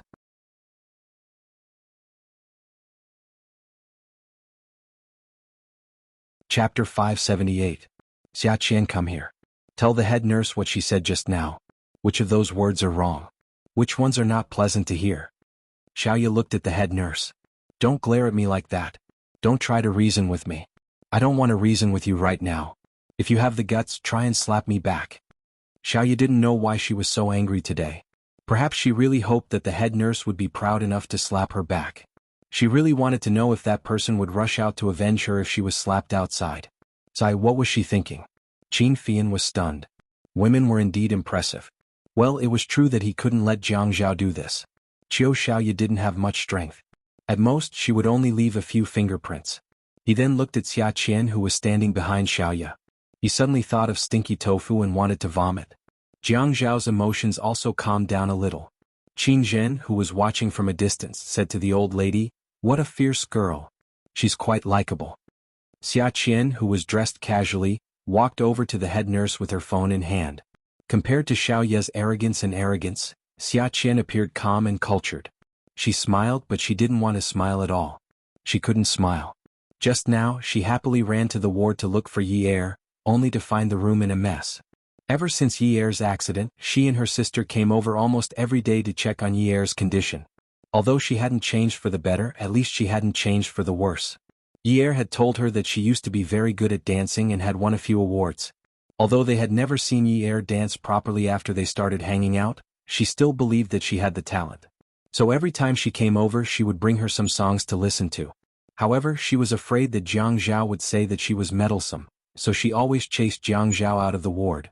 When she was alone with Yi Er, she would put her MP3 earphones into Yi Er's ears and put one in herself. At this time, she could fully display her ability as a host.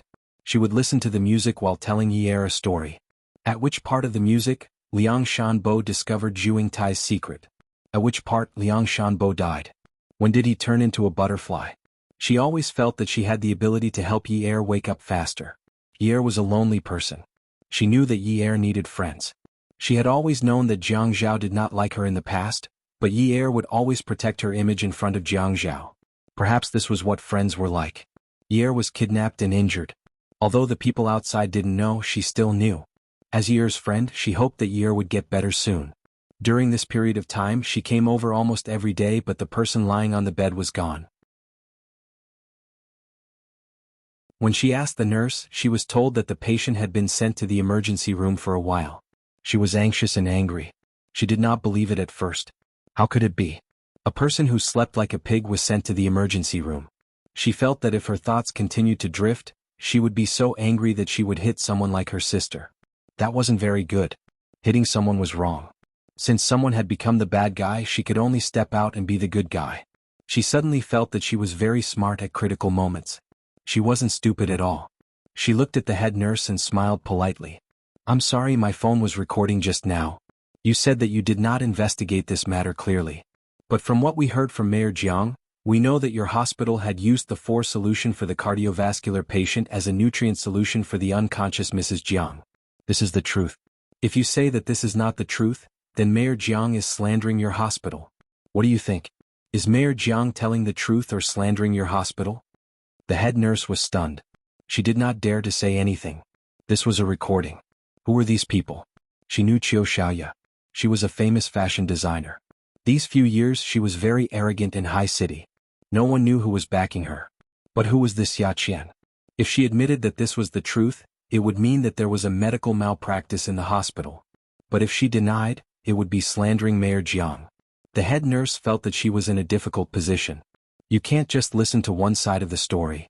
Xia Qian continued. You think that Mayor Jiang is only telling one side of the story? Are you saying that he is slandering you? He is now a patient's family member.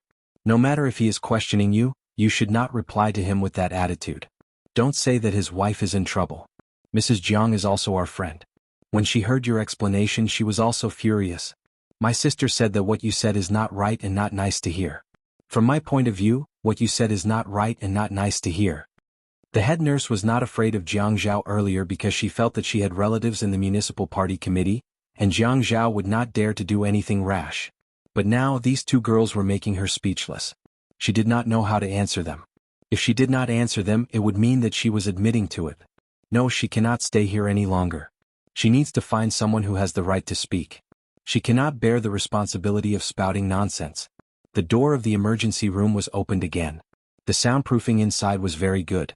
Those who wanted to go in had to ring the bell. This way the doctors could focus on saving the patient. Those who came out did not know what had happened outside. When the person saw Jiang Zhao, he pulled down his mask. It was the deputy director of the hospital. He said politely, "Mayor Jiang, you are here. Mrs. Jiang's condition is good now. She has regained consciousness. But because she was given the wrong medicine, we still need to observe her for a while. I have to find out the truth about this matter." He looked at the head nurse who had finger marks on her face and frowned. "The head nurse is here. Call the nurse who was on duty to give Mrs. Jiang the 4 drip to the office." Jiang Zhao walked over and did not pursue the matter of the medicine. He asked the deputy director, "She's awake? Is it similar to the final radiance of the setting sun?" When Xia Qian heard this, her heart skipped a beat. She looked at Xiaoya in panic. Xiaoya pulled her hand. Don't worry. Xia Qian's friend must be a cat with 9 lives. Sister, you should speak more pleasantly during this period of time. Xia Fian followed beside Jiang Zhao, who was thinking too much. He asked the deputy director, when will the situation be stable? We will send the patient back to the ward later. You can go and prepare some porridge for the patient. She can drink it today. Jiang Zhao was happy. He could not help but laugh foolishly. Finally Yi Er could drink porridge. There were no other wards on this floor. It was very quiet.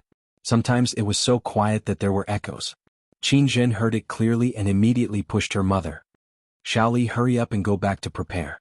Hurry up and make up for your mistake. Her mother ran away quickly. As she ran she said excitedly, I know. The deputy director retreated again and closed the door of the emergency room. Jiang Zhao looked at Xiaoya and said gently, Xiaoya, why are you here so early today? Xiaoya smiled. Luo Qian, she insisted that she heard a very good piece of music and that she could dance a very elegant tango dance. She said that Yi Er likes to dance. Every time she comes over she would play some music for Yi Er. It's good for Yi Er's recovery. The music she played before was relatively light. She had never tried the tango dance before. Maybe Yi Er would not be able to help but kick her feet when she heard it. She thought that since she had to come over every day she might as well come earlier today. Who knew she would run into this? Jiang Zhao's heart ached. He reached out and patted Xia Qian's shoulder. Qian, you're so considerate. Xia Qian shrank back. She scratched her head. Jiang Zhao, don't be like this. The way you talk to me these days is so nice that it makes my hair stand on end. Do you have masochistic tendencies? Qin Fian could not help but spit. His beautiful phoenix eyes looked at Xia Qian with disdain. You feel uncomfortable just because I'm nice to you. Xia Qian sighed. If it were not for the fact that the current atmosphere was not suitable for a fight, she would have kicked Qin Feifeng. Forget it, she would not kick him. He was so beautiful. If she kicked him, it would make it seem like he did not know how to be gentle with women. Xia Qian shamelessly walked over to Qin Fian. She knew that Qin Fian was afraid of being touched by women. At least, every time she touched him, his whole body would tense up and he would be abnormally vigilant. However, the more vigilant he was, the more excited she became. With this thought, she took the opportunity to fall into his arms. She reached out and hooked her arms around Qin Fian's neck. In a coquettish voice she said, Then be nicer to me. If you're nicer to me maybe I won't be so creepy. I'll be flattered. Qin Fian suddenly pulled Xia Qian's hand away and took a step back. You pervert, stay away from me. Xia Qian stumbled and almost fell to the ground. Xiaoya hurriedly ran over in her high heels to support Xia Qian. She glared at Qin Fian. Are you a man? You bully our Qian all the time. What's wrong with leaning on you? Are you made of gold? Can't I touch you? After scolding him she snorted. You're so annoying. She first scolded Qin Fian, then scolded Xia Qian in a low voice. You can tell me what kind of man you like. At most you'll have to spend money. I'll treat you like a master. Do you have to suffer like this? What kind of man can't you touch? Why must you touch someone like this? The words, why must you touch someone like this, were clearly hinting at something. They were full of sarcasm and contempt. Qin Fian wanted to stomp his feet, but he glanced at Jiang Zhao. Jiang Zhao shook his head, indicating that he shouldn't quarrel with Xiaoya. Jiang Zhao didn't realize that ever since Xiaoya and Xia Qian arrived, he had unknowingly relaxed a lot. The door to the emergency room opened for the 3rd time. This time the bed was pushed out. He didn't notice that there were a few doctors and nurses. He just walked over, held the side of the bed and touched the woman's face. He watched her mouth open and close.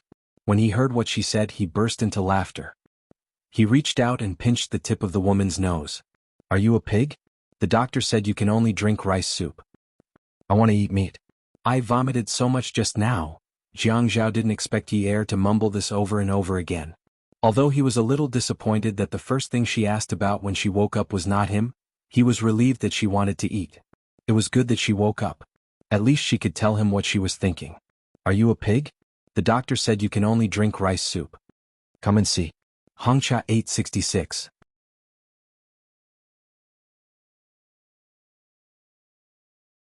Chapter 579. After Qin Zhen asked her mother to go back to get the rice soup, she quickly walked over to Jiang Zhao. She wanted to check on Yi Er's condition, but when she saw that Jiang Zhao had completely forgotten himself, she immediately dismissed the idea of interfering.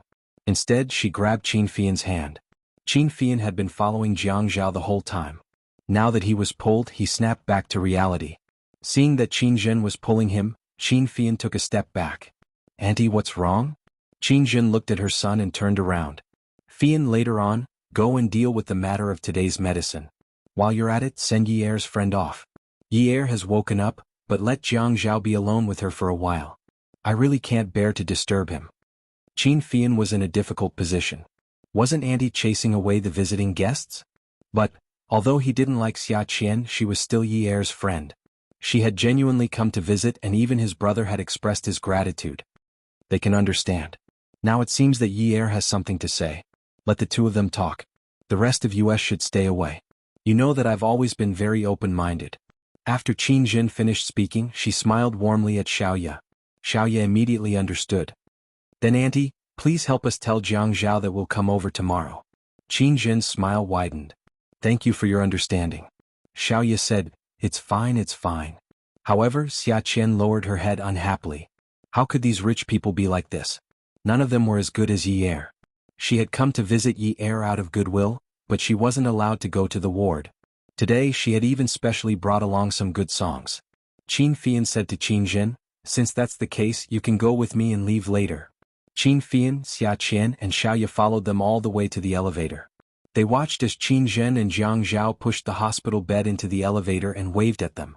When the elevator doors closed, Qin Fian said to Xiaoya, "Miss Chiu, I'm really sorry. My aunt didn't mean any harm." Xiaoya waved her hand. "President Qin, you don't have to be so polite. Auntie's heart aches for Jiang Zhao. Yi Er has just woken up, so we really shouldn't disturb her. There are some things that are inconvenient for people to say when we're around." She didn't mean to be polite at all. She really did think so. Looking at Jiang Zhao, he knew that they had endless things to talk about. Qin Fian clenched his fists. "Don't call me President Qin. Just call me Fian." That man with the surname Qin really suffered a loss as a boss. Once he called him that, he became an affectionate person. Okay, Xiaoyu replied. "Sis, are we really leaving? Yi Er hasn't even listened to the song that I brought." Xia Qian was still a little unwilling. She didn't hear what Qin Fian said at all. She only thought that her thoughts hadn't been verified yet and was very conflicted. "You child, don't you know what it means to be a third wheel?" Xiaoya reached out and poked Xia Qian's forehead. Jiang Zhao's mother was already so old, yet she understood this principle. She even knew to send people away so that her son's hurt heart could be comforted. How could this young woman be so ignorant? Was she going backward the more she learned? Xia Qian lowered her head and rubbed the part of her head that Xiaoya had poked. "I know. Let's go." Yi Er is now being forced to choose the opposite sex over her humanity. I don't blame her. If Yi Er was awake, she definitely wouldn't do this. Even if she hid from Jiang Zhao, she would still hang out with them. Yi Er was very loyal. If you're good friends, you have to give them some space to be alone. Why are you blaming her? Really? Xiaoya reached out and pressed the elevator button. While waiting for the elevator, she said to Qin Fian with fake politeness, "Young Master Fian, you can go do your own things. Xia Qian and I will leave first." After all, the few times they met, they got along with each other with some hostility. She couldn't just ignore it because of a little reason. The fake politeness was also because Qin Fian expressed his goodwill first. She wouldn't call him Fian so intimately. Who asked this man to be so unfriendly to her sister every time? "My aunt asked me to send you guys off," Qin Fian said. "There's no need." We drove. Qin Fian wanted to sneeze but felt that it was very impolite. He took out a handkerchief from his trouser pocket. It was an exquisite English checkered handkerchief. He put it on his nose and elegantly rubbed his itchy nose. When he felt that it wasn't so itchy anymore, he put the handkerchief back into his trouser pocket and said to Xiaoya, "Then I'm sorry." He didn't have any intention to continue being polite. It was as if he was just going with the flow. Xia Qian frowned in disdain. Hypocrite. How fake was this guy to say something like that? It was just like attending a wedding. At a wedding, you send a red packet and the other party will reject it. You don't need it. You can just come. But the strength of the push was like Tai Chi. If they don't want it, then don't put the red packet into the bride and groom's pocket. If they accept it, then accept it. Why did he have to fake politeness? "Oh, you really want me to send you off?" Qin Fian put his hands in his trouser pockets and raised his eyebrows. His devilish face bloomed with a charming smile. At this moment, the elevator came up. He let the woman enter the elevator first and followed in. He reached out and pressed the one button. The wall in the elevator was as bright as a mirror. He looked at Xia Qian's reflection in the mirror and said with a smile, "I didn't expect you to really want me to send you off. But you already said that you don't want me to send you off." "Xia Qian, don't you think so?" Xia Qian shrugged and deliberately raised her chin to show off her assets. She shook her beautiful hair and looked at the man in the mirror with an arrogant smile. "You think too much. Although you changed your mind and wanted to send me off, I have a car. So I don't need you. You should drive your car to the various nightclubs and wait for the fierce attacks. Those are more valuable." Xia Qian felt that in front of a rich young master like Qin Fian, it was very important that she didn't have a car. She had to say it out loud. His car was a car with 4 wheels. Her car was also a car with 4 wheels. There wasn't much difference between them. Don't think that young master is so great just because he comes from a rich family. She didn't believe that his 4 wheels could be used as a rocket. "Little guy." Xiaoya chuckled. She never stopped Xia Qian from causing trouble outside because Xia Qian wouldn't cause too much trouble. She was the elder sister. An elder sister's role was to protect her younger sister. She was to protect her younger sister at all times. She even indulged and spoiled her younger sister. Xiaoya had always been doing this. It was just that Xia Qian was very sensible and hadn't caused any trouble that she couldn't clean up. Qin Fian reached out and rubbed his eyebrows. This woman, if she wanted to ridicule him, she couldn't come up with something new. He didn't even want to talk nonsense with this kind of woman. She wasn't even as cute as the beauties in his company. He raised his wrist and turned it, revealing a pure gold watch band. He tilted his wrist inward so that the surface was facing him. The people around him could see the sparkling diamond. Qin Fian looked at the time. The elevator had just reached the first floor. He said, "Miss and Miss, goodbye." Then he strode out. Xia Qian looked at Qin Fian's tall back and rolled her eyes. She said to Xiaoya, "Sis, look at him. I've never seen such an arrogant gay." "So what if he's gay?" "Ah, shouldn't he be arrogant? Have you ever seen a rich young master wearing a fake watch? Shouldn't a rich young master who dares to wear a fake watch everywhere be arrogant? I don't think there's any young master in Haiqing who dares to wear a fake watch so confidently like him." Xiaoya couldn't help but look at Qin Fian's back and sigh. He clearly looks like a bottom, but look at the way he walks. He's not bashful at all. He's confident and at ease. His steps are powerful and steady. He's clearly a top. I feel like I'm falling apart when I look at him like a bottom. Xiaoya hooked her arm around Xia Qian's arm and lifted the collar of her coat. They were about to leave the hospital and there was some wind blowing in. She had to hurry to the car and turn on the air conditioner. Clothes were supposed to be beautiful and moving. If she stood in the wind for too long in the winter, she would probably only be beautiful and cold. Top or bottom? This was Xia Qian's favorite topic. She even felt that this was a topic with great academic research value. She really wanted to do an in-depth research on this topic for Qin Fian. "Yeah, I think he's a top too. He's really muscular and has a great figure." She felt that her conversation had deviated a little. The topic just now was clearly more explosive. A fake watch. She turned her face in shock and looked at Xiaoya as if she had seen an alien. "That's impossible. Why would a member of the Qin family wear a fake watch? He wouldn't wear a fake watch even if it cost 10 million yuan, let alone hundreds of thousands or millions of yuan. This is too embarrassing." Xia Qian was indeed very stupid most of the time, so her thoughts immediately rose to another level and reached an absolute height. She frowned and sighed. What does it mean for a rich young master from such a big family to wear a fake watch? Does it mean that a bottom like Qin Fian is a bottom who knows how to live a good life? They're both watches, but in this bottom's eyes, it's just looking at the time. No matter how expensive a watch is, it can't be used for 25 hours a day. Since it can't use the extra time, it's no different from an ordinary computer monitor or phone. So, after much consideration, Qin Fian chose a fake watch. Not only does it give him face outside, but it's also economical. The money he saves can be given to Mr. Dezong to spend. Isn't it the best of both worlds? After Xiaoya heard this, she bent her leg and kicked Xia Qian's, but in an unladylike manner. "Why are you so stupid? Since when did Qin Fian become synonymous with knowing how to live a good life? Would a man who knows how to live a good life use a handkerchief that costs a few thousand yuan?" Xia Qian suddenly remembered the checkered handkerchief she took from Qin Fian's pocket. It was folded neatly just like the clothes he wore. It was beautiful, neat, and clean. A handkerchief cost a few thousand yuan? God! Was his brain kicked by a donkey? It was just wiping his nose and saliva. She could ask her sister to make 100 handkerchiefs for him. It would only cost a few thousand yuan. It was too extravagant. However, if her sister could say that it was a handkerchief worth a few thousand yuan, then it must be one. She stopped in her tracks and looked at Xiaoya, who was so cold that she was about to sneeze. Isn't the handkerchief fake?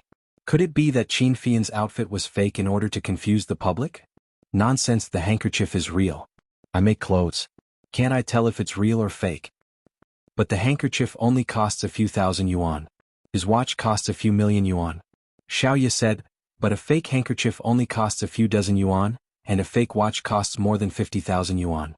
Didn't you calculate the ratio? If he really knows how to live a good life, wouldn't he be wearing a fake from head to toe? His suit costs more than 100,000 yuan, and his leather shoes are purely handmade in Italy. They cost tens of thousands. Why is he wearing a fake watch? Even a layman like me can tell after looking at it a few times. How can people in his circle not be able to tell? Sister, you're not lying to me, right? You really can tell? I really can't tell. Let alone a fake watch that costs more than 50,000 yuan, even if it's made into 5,000 yuan, I can't tell. What's the difference? Songshu 566.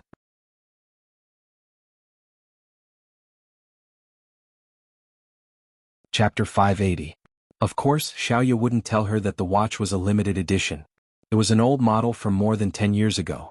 Mechanical watches wouldn't depreciate. Zhuang Yichen liked it so much that he paid a lot of money for it. If Zhuang Yichen's watch was real, then Qin Fian's watch must be fake. However, Zhuang Yichen and Qin Fian were close friends. Wasn't it embarrassing for Qin Fian to wear a fake watch in public? Your sister works in the fashion industry. Of course, I have sharp eyes and quick senses. I can tell if it's real or fake at a glance. Xia Qian coughed awkwardly. She discreetly lifted the Louis Vuitton handbag to her side and slowly walked towards the parking lot with Xiaoya. However, her fingers were sweating profusely from holding the handbag. Xiaoya didn't notice Xia Qian's small movements. She let go of Xia Qian's arm and walked towards her car. You can drive your lousy car away. I don't want to go the same way as you. She gave her 200,000 yuan to buy a 20,000 yuan second-hand car. How embarrassing. Xiaoya suddenly remembered that Zhuang Yichen had also given her 5 million yuan to buy a car. In the end, she bought a 200,000 yuan car with an automatic transmission. She finally understood why Zhuang Yichen didn't give her any money after that. Now she didn't want to give Xia Qian any money either. She was AF * king scammer. Not only was she a fool, but she was also a scammer. This time, Xia Qian didn't say anything about sisters sharing wheel and woe. Instead, she quickly ran to her second-hand Geely. The remote control car lock had already beeped twice. She inserted the key into the keyhole on the door handle and turned it. Xiaoya chuckled. Are you possessed by a ghost today? Xia Qian quickly said, it's too cold. Let's go back quickly. Yier's mother-in-law won't let us visit her. Let's go back quickly. After saying that, she quickly got into the car, threw the LV bag in her hand into the passenger seat like a hot potato, started the car, and immediately fled. Yier closed his eyes and muttered softly. He wanted to eat some meat, but his heart was too uncomfortable. Jianghu repeatedly asked the doctor if he could eat some meat, even if it was just meat soup. The doctor looked at the patient who had his eyes closed and said from time to time, I want to eat meat. My heart is repulsive. He did not know whether to laugh or cry. Mayor Jiang, Mrs. Jiang had just woken up, and it is not suitable for her to eat meat. Even if it is meat soup, there are many ingredients in it that cannot be easily absorbed. After all, the patient had been on 4 drips for a long time. It is best for her to drink rice soup first. Then, slowly add some nutritious things. Jiang Zhao felt that the doctor was being unreasonable. Yier only wanted to drink some soup. It's not like she really wants to eat meat. That's too unreasonable. Then don't give her thick soup. Stewing some clear soup should be fine, right? Actually, Yier wanted to eat meat, but he took the initiative to choose a compromise.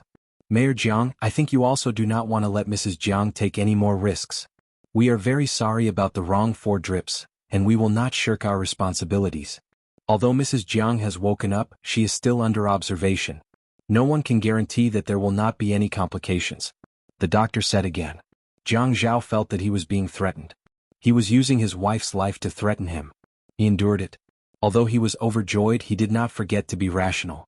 He had to keep an eye on Yier's condition. The doctor had told him that Yier was fine. It had not been long and the 4 drips had already started. But he was not present at that time and he did not know how long it took. Qin Fian went to the parking lot, sat in his car, picked up the ultra-thin laptop from the passenger's seat, turned it on, and imported the photos he took from his phone into the computer. He felt that he was more rational than Jianghu at this time, at least when everything had calmed down. Suddenly he thought of something and called Jianghu. Brother, the infusion equipment, whether it's the shelf or the tube, can't be moved. Put it in its original position. I think it's better to consider things more carefully. At least let Zhuahao take it back and compare his fingerprints. I suspect that this matter is not a simple medical accident. It's common for hospitals outside to give the wrong infusion, but this is a private hospital. Every room has a special nurse, and the medicine is almost one-to-one. Sister-in-law is the only one staying in our room, so there's no such thing as taking the wrong medicine. Even if the order is wrong, we still have to say it. But this is not a wrong order, there's no medicine at all. Brother, have you ever thought that this matter might be related to sister-in-law's car accident? Do you think it is related to Yi Er's accident? He had thought of these questions when he came out of the elevator. At this time he looked at the photos on the laptop and repeated his thoughts to Jianghu. Jianghu suddenly had an idea. The phone was still by his ear. He asked the deputy director. Where are the bags of 4 drips in the room just now? I just asked someone to clean them up. Who said they could be cleaned up? The deputy director could not tell Jianghu that it was for the sake of cleaning the environment. He could only tell the nurse immediately, hurry up and ask the cleaner not to dump them into the trash can. They should have just left. Jianghu added. Don't mess it up. Wear gloves. The hospital director looked at Jianghu's expression. There were many accidents in the hospital, and it was possible that it was an accident. He became nervous and immediately said to the nurse, hurry up and bring the gloves over. Be careful. Just let Xiaomian touch it.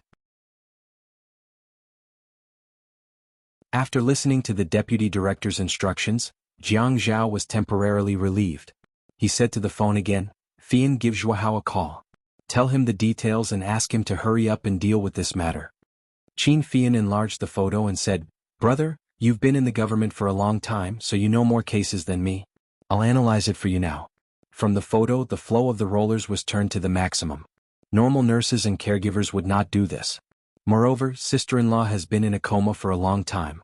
I remember that you've always adjusted her flow to a very low level. The nurses in this hospital are very considerate. At least most of them are very responsible. Even a man like me noticed it. How could they not notice this? Even if they didn't notice it, I'm sure you must have told the nurses and caregivers. Jianghu sat by the bed. He held Yi Er's hand with one hand and gently massaged the needle mark on the back of her hand. He looked up at the deputy director and said, if it's about done here, you can leave first. The deputy director led the doctors and nurses out of the ward. Jianghu heard the sound of the door closing. Fian, your analysis is very correct. I have to tell the nurses almost every day not to turn the flow too high. She hasn't exercised and her blood circulation is slow. The nurses and caregivers who take care of Yunyi all know this. At this point, his handsome brows suddenly furrowed. He asked in a low voice, who do you think has the most enmity with me all these years? Qin Fian turned off the computer and threw it back to the passenger seat. He got out of the car and walked towards the office building. He had to ask about the medicine. This was something his aunt had arranged. As he walked, he said, I'm afraid you have countless enemies. But brother, why are you so sure that it's your enemy and not sister-in-law's? Her? Jianghu laughed self-deprecatingly. It's not that I'm looking down on her. If she had enemies, they would have been dealt with when her father was in prison. Why wait until she has such a big backer like me to come and find trouble with her? Isn't finding trouble with her the same as finding trouble with me? Would anyone be so stupid?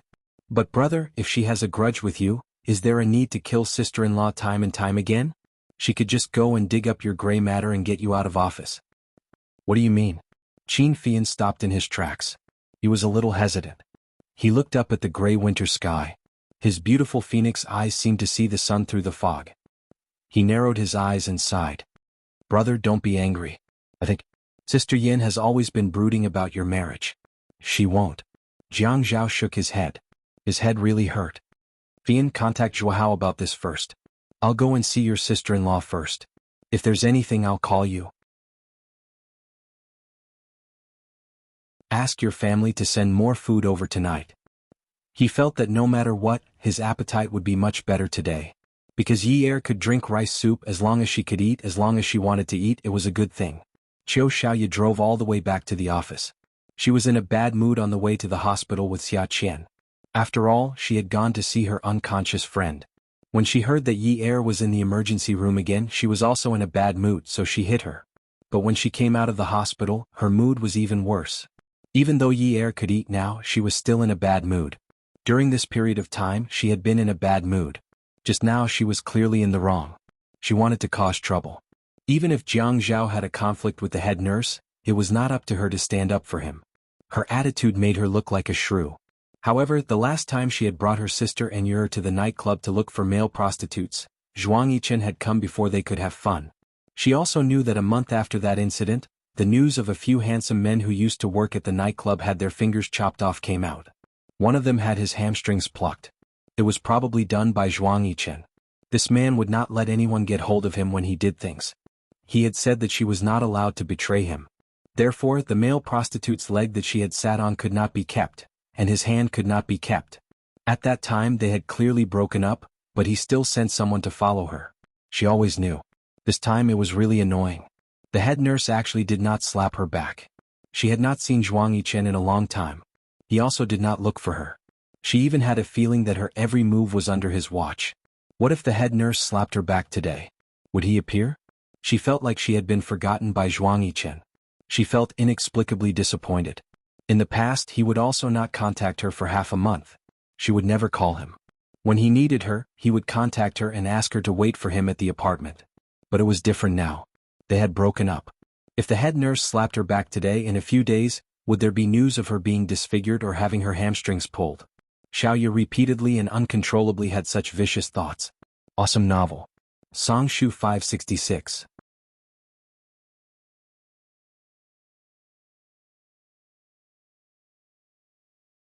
Chapter 581. Looking at the traffic in front of her, she thought of Jiang Zhao's nervousness and uneasiness for Yi Er every day.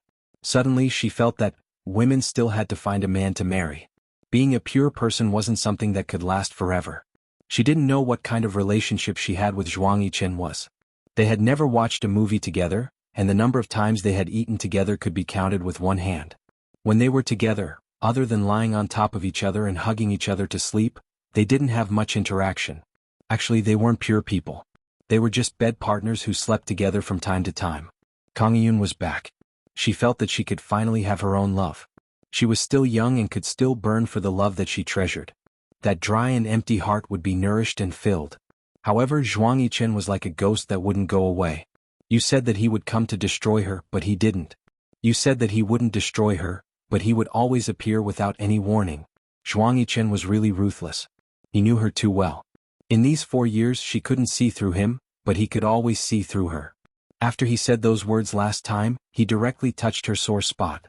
She realized that she really didn't have the face to face Kang Yun. How should she face him? How should she talk about her past? She relied on sleeping with a powerful man for almost 4 years to get to where she was today? She couldn't say it. That kind of inferiority had always been there. Every time she was in front of Kang Yun, she felt inferior. In the past, it was because of the difference in their family background. But now, it was because she was no longer the Xiaoye of the past. Her thoughts were no longer pure. When did she learn to scheme? Why was she willing to choose the shortcut to success? From the moment Kang Yun left her, it was after Kang Yun left her that gave her a blow. From then on, she told herself that she had to stand high, so high that he could see her no matter where she went. She couldn't escape even if she wanted to. She didn't just want to be a designer, she wanted to be a famous designer. She wanted to be in all kinds of news, all kinds of headlines. She wanted to be in all kinds of magazines that men and women read. Zhuang Yichen had always teased her. She wanted to be famous so badly that even a celebrity's woman was not as utilitarian as her. If she hadn't met Zhuang Yichen, she would have wanted to become famous. No matter what method she used, as long as she could drag Kang Yun out from some corner of the world. Because once he left, he took away her world. She didn't even have a world anymore. What soul, body, and reputation did she want? Therefore, after getting into Zhuang Yichen's bed, she became famous, and her reputation became more and more famous. Qiu Xiaoye was a signboard in the fashion industry, and many companies even invited her to join them and give her an annual salary. Because of Kang Yun, her life had become so bright and beautiful. She was the dream of countless girls in High City who wanted to start their own business. Some people helped her write her autobiography, some invited her to do interviews. She had endless fashion weeks and endless cover shoots. She was a famous designer and also a celebrity designer. But no one knew that all of this was because of Kang Yiyun, and because of Zhuang Yichen. At that time, Zhuang Yichen had given her 5 million yuan to buy a car, but she bought a car that cost more than 200,000 yuan. After that, in a fit of anger, he didn't give her any more money. But now, she didn't even dare to count the money that he had spent on her. She was afraid that she would be scared silly. In fact, sometimes when she thought about it, she didn't know what she was worth. Maybe Zhuang Yichen was too rich, so he didn't care about spending money for her, and let her enjoy the glory of being the moon surrounded by stars. But she had never cared about the money. Whenever she thought about those things, she would feel empty. She earned a lot of money, but she didn't know how to spend it. She made clothes herself, and she had endless clothes to wear. She would make whatever style she liked. Those international brands always had something that she wasn't satisfied with, so she would make a style that she liked. She saved money again. But Zhuang Yichen was such a cold person, and yet he still praised her. It's not bad. It suits you. Hearing him say that, she felt even more that she couldn't spend the money. The car drove very slowly. When she reached the studio, the employees were already preparing to get off work. She swung the car keys in her hand and walked slowly upstairs in her high heels. The building was on the 4th floor, and the lower floor was the finished products exhibition area. It was decorated in a stylish style, and it was almost 700 square meters.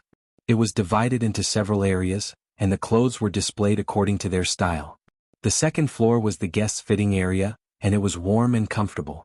The 3rd floor was the employees' work area, and the designers were very busy. The 4th floor was her office area.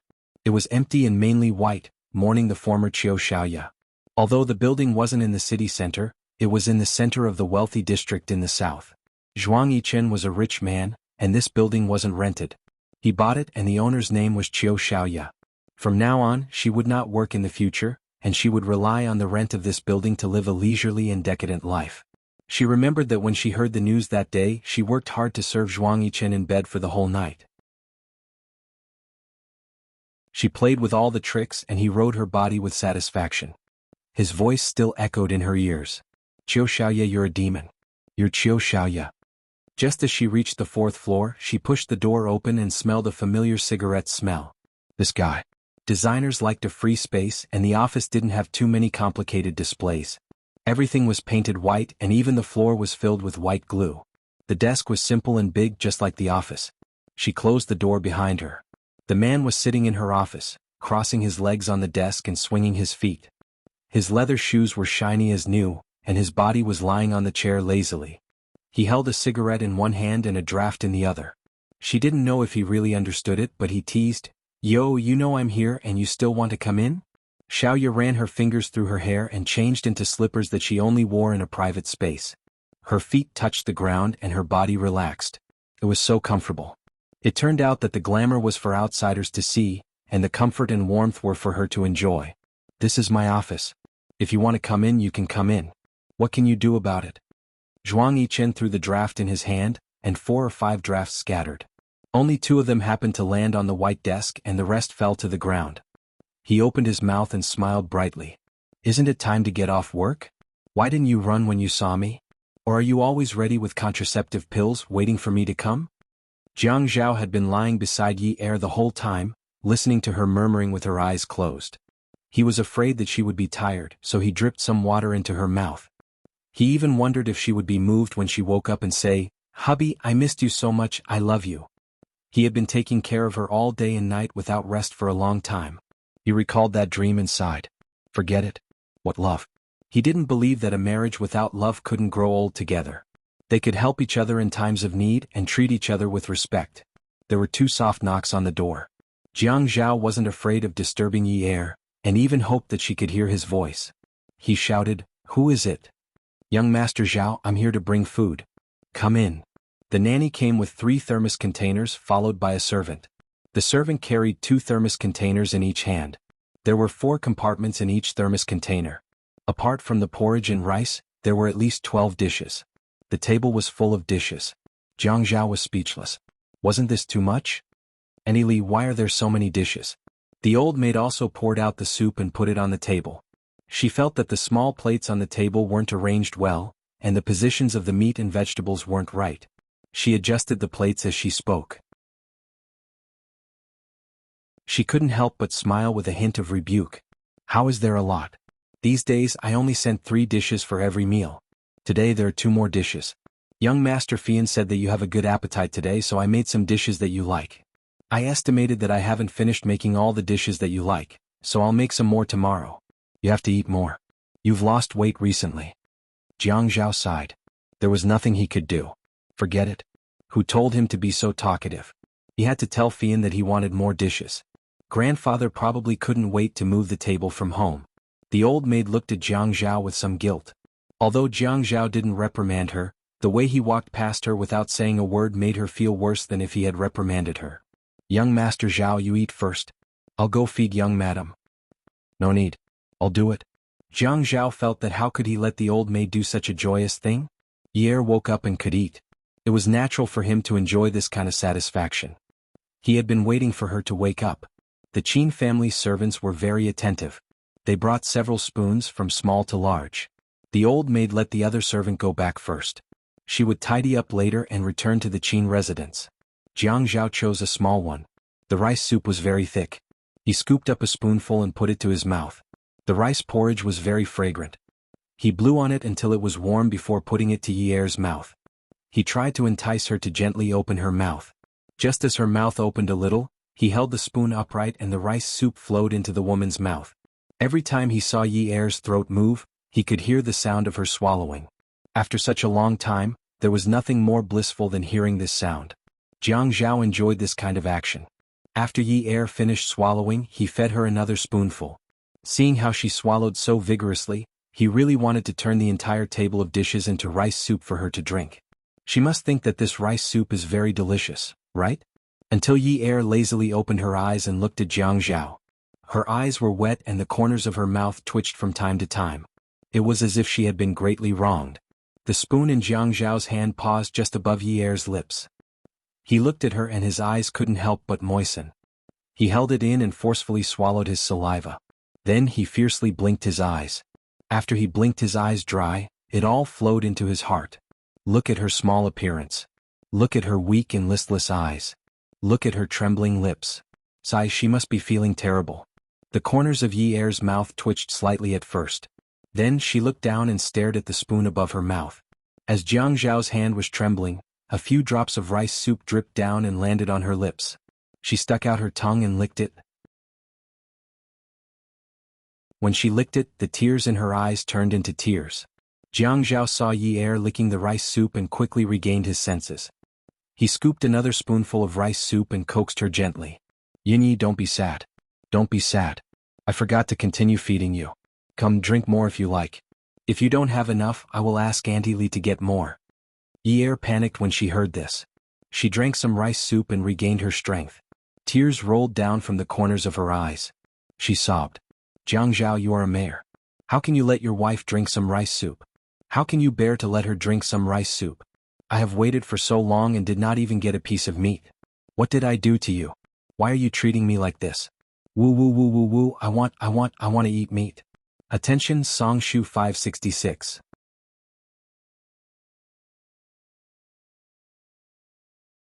Chapter 582. Jianghu was about to feed Ye the rice soup when he stopped. He burst into laughter and the rice soup spilled onto Ye's face. Jianghu laughed louder and louder, but Ye didn't care at all. She grabbed the blanket and rubbed her face, saying, I want to eat meat, I want to eat meat, I want to eat meat. If I don't eat meat, I won't have the strength to speak. Her voice became softer and softer. Jianghu turned around and saw that his mother was still standing by the table by the window. She didn't dare to come over and just stood there waiting for him to eat. When Jianghu's mother saw Jianghu turn around and smile at her, she felt relieved and smiled. She thought, young Master Zhao is finally not angry with me, right?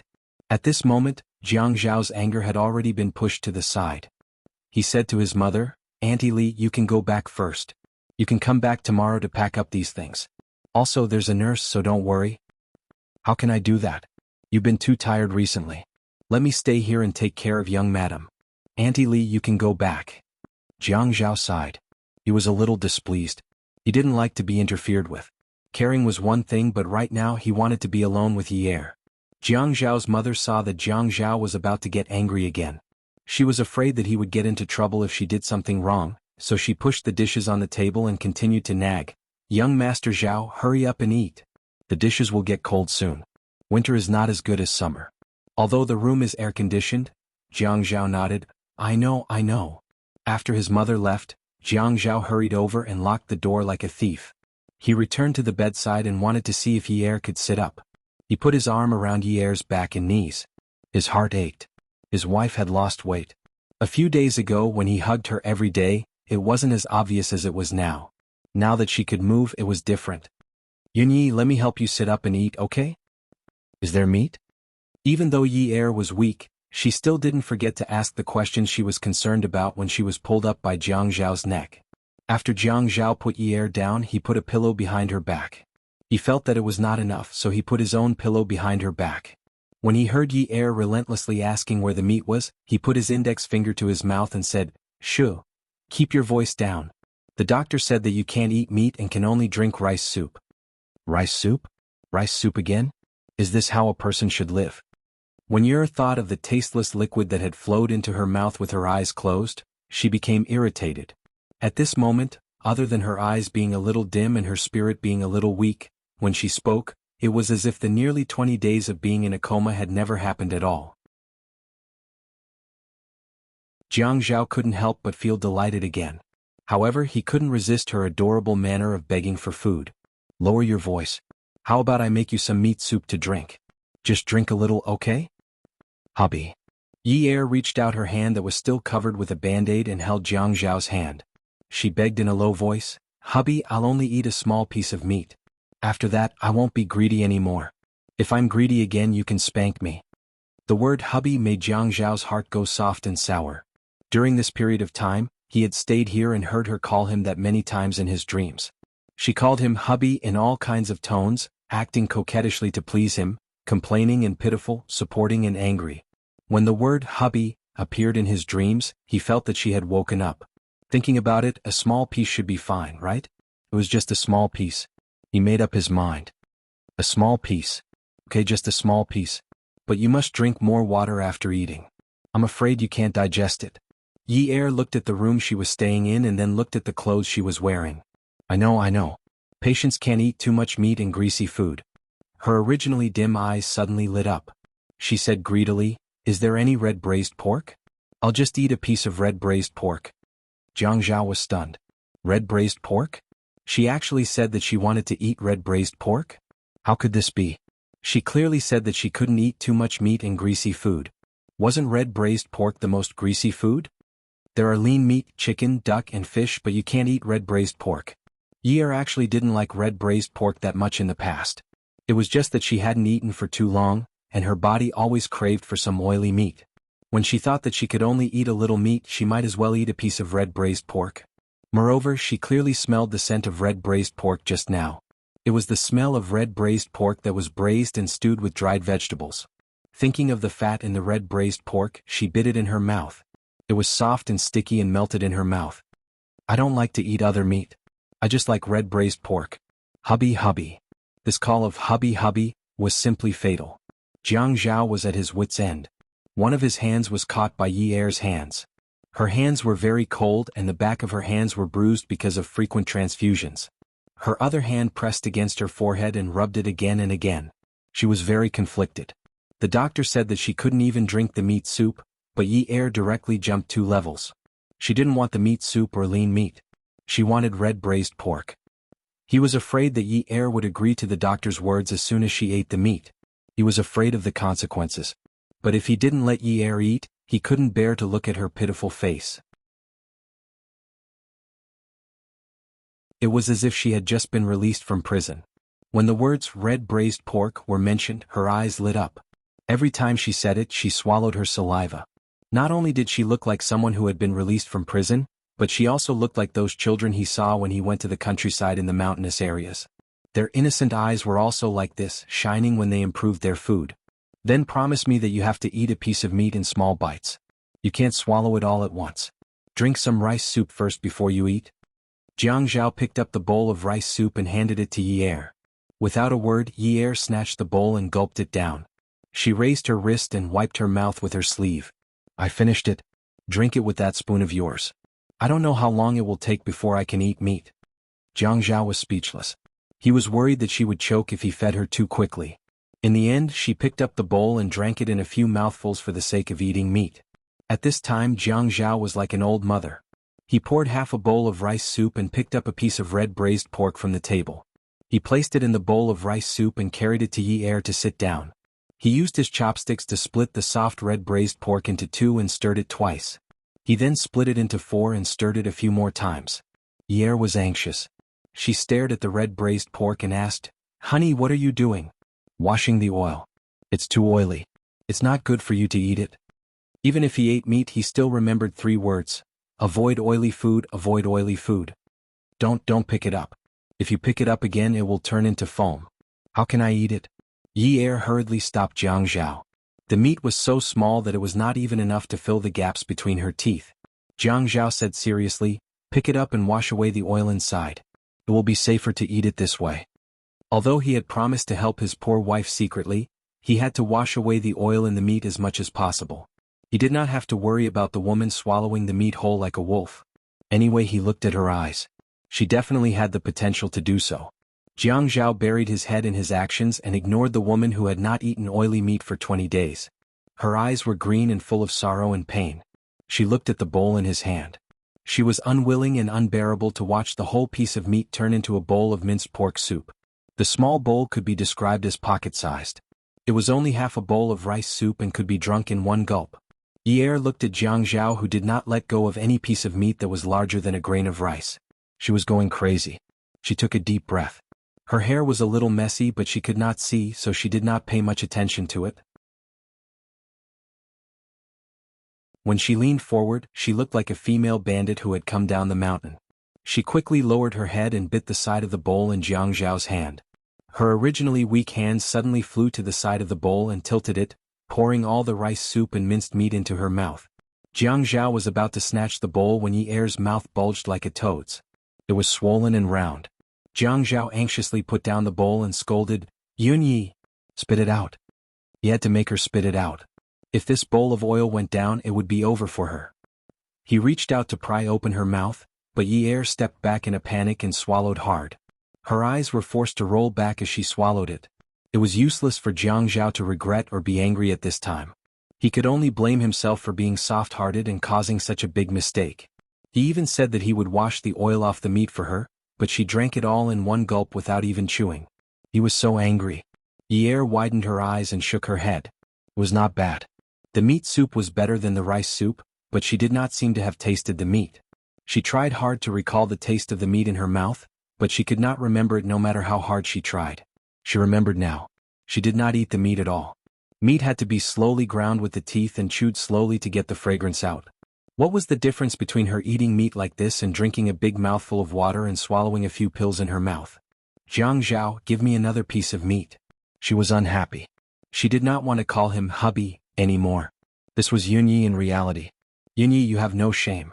You ate the whole piece just now." Jianghu felt that he could no longer speak nicely to Yi. When she was not awake, he missed her so much. When she woke up, she drugged him and called him hubby so intimately that it melted his heart. He had already indulged her in cheating him of meat, but she still went overboard and did not keep her promise. Now it was even worse.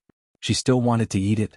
If he spoke to her in a pleasant manner again, she would probably eat the whole plate of red braised meat.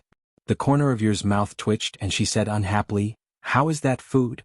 It was clearly drinking. "I did not enjoy the process of eating meat at all." "That doesn't count. Give me another piece. You don't have to wash it anymore.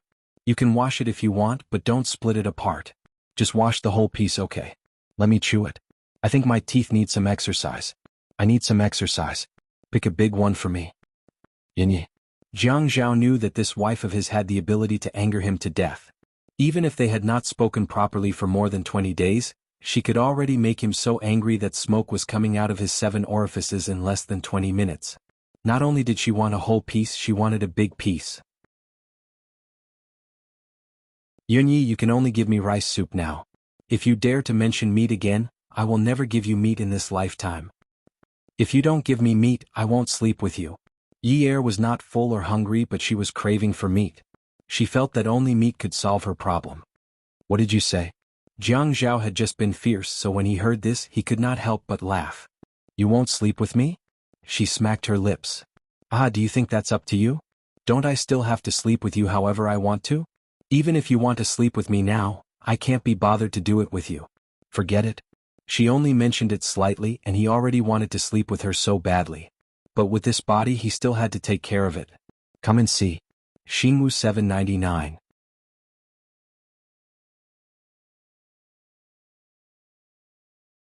Chapter 583. Then I cannot be serious. But if you give me meat to eat, I can be serious in bed with you. Yi Er said unabashedly, don't tell me you're willing to lower the quality of sex for a piece of meat? Jiang Zhao made a hiss sound. This girl had been in a coma for more than 20 days, and her brain was also muddled. What kind of brain did she have to talk about meat with high-quality sex? Sex was also meat. Red braised pork was also meat. Could they really talk about it on the same table? Jiang Zhao had a tall figure.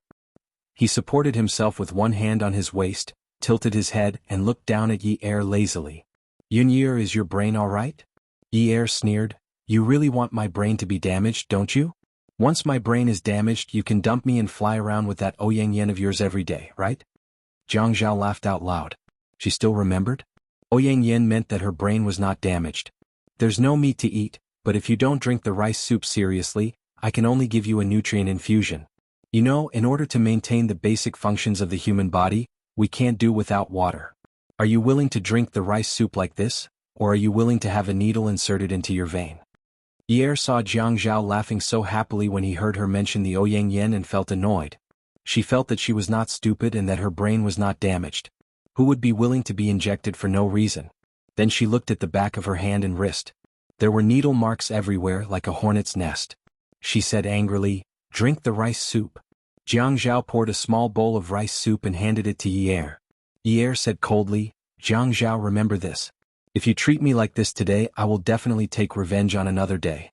Isn't it just eating a piece of meat from you? Stingy. After saying that, she finished the rice soup and fell down to sleep for a while. She felt a little uncomfortable, so she got up to wash her hair, brush her teeth and wash her face. Jiang Zhao looked at Yi Er and was a little shocked. It was as if Yi Er had not been hospitalized at all and had not been in the emergency room. She had just caught a cold and came to the hospital to get some medicine. The more Yi Er looked fine, the heavier Jiang Zhao's worries. The deputy director's words at the emergency room door were still ringing in his ears. Could it be the final radiance of the setting sun? This was a problem he had been worried about. Since he went to the bathroom, he sent a message to Qin Fian. Fian? Qin Fian originally suspected that this was not a simple case of taking the wrong medicine. He was discussing with the director about the surveillance footage, but the director refused. This was a high-class private hospital. The patients had absolute privacy. If they gave the surveillance footage to anyone who wanted it, then this high-class private hospital would lose its meaning.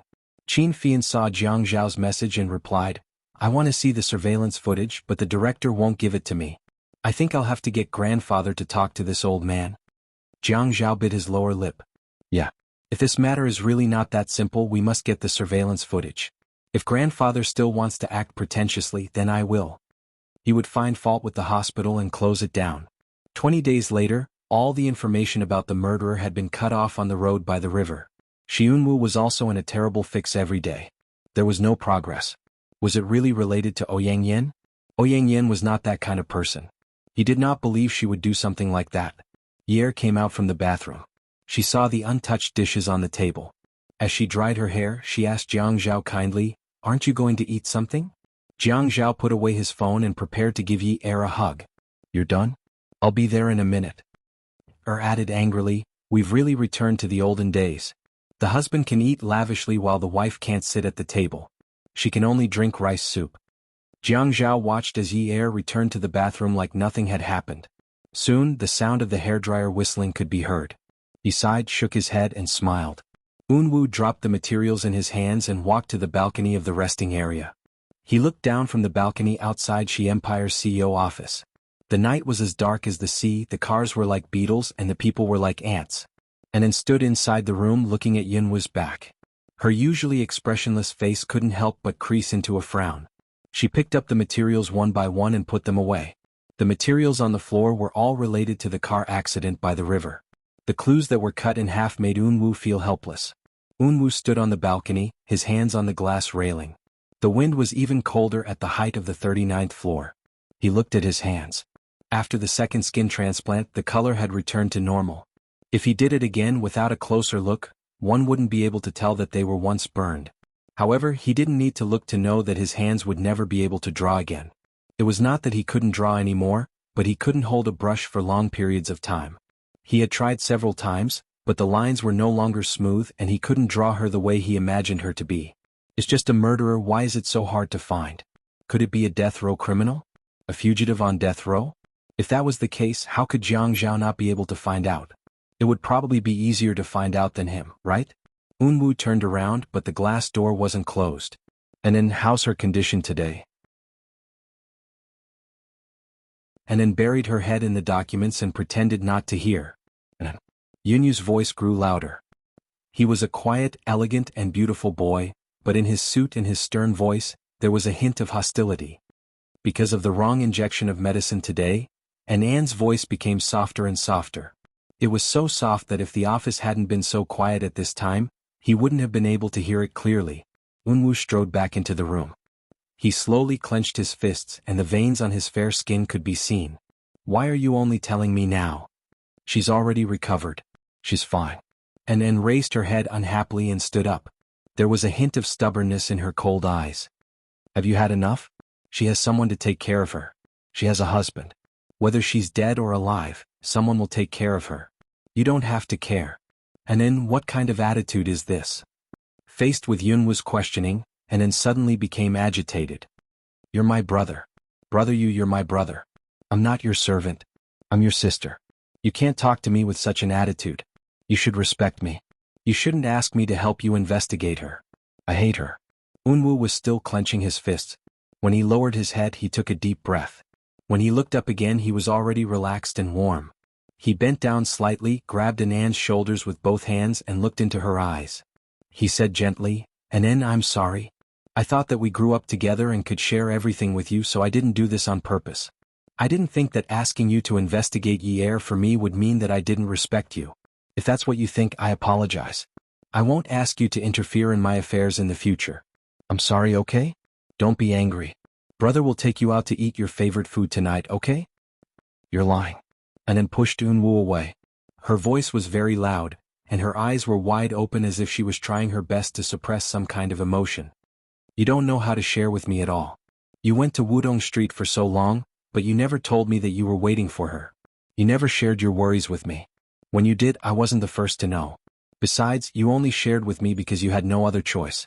You could only tell me and ask me to cooperate with you. You didn't treat me as your sister at all. You didn't. Unwu raised his hands from Anne's push. To prevent her from getting agitated again, he stopped his hands in midair and did not touch her again. Hearing Anne's continuous complaints, he reached out to cover his face and rubbed it. Anne was actually right. If it wasn't for the fact that he couldn't hide this matter anymore, he wouldn't have told anyone. It was precisely because he was overly cautious that he had brushed shoulders with Yi. He needed to meet her and get close to her, so he could only pull Anne to his side to put on an act. Anne was forced to participate in this act, and only now did she vent her dissatisfaction with him. Moreover, after so many years, this was the first time Anne dared to speak to him like this. Unwu said, Anne, you've always been my sister. I've always treated you as my sister. I'll always treat you as my sister. You can't let your thoughts run wild. In the future, don't say that I don't treat you as my sister. Anne was stunned and suddenly fell silent. You don't like Yi. You hate her, but don't say it in front of me. You clearly know that I like her very much. You're my sister. Even if you don't want to stand on the same path as me, don't go against me, okay? Seeing that Anne didn't react at all, Unwu said, Anne, I'll go to the hospital to have a look. Don't worry about her matters. I'm very sorry for making you so upset. Unwu was always like this. He was polite to the point of alienation and gentle to the point of strangers. Anne watched as Unwu took off his suit and placed it on his chair.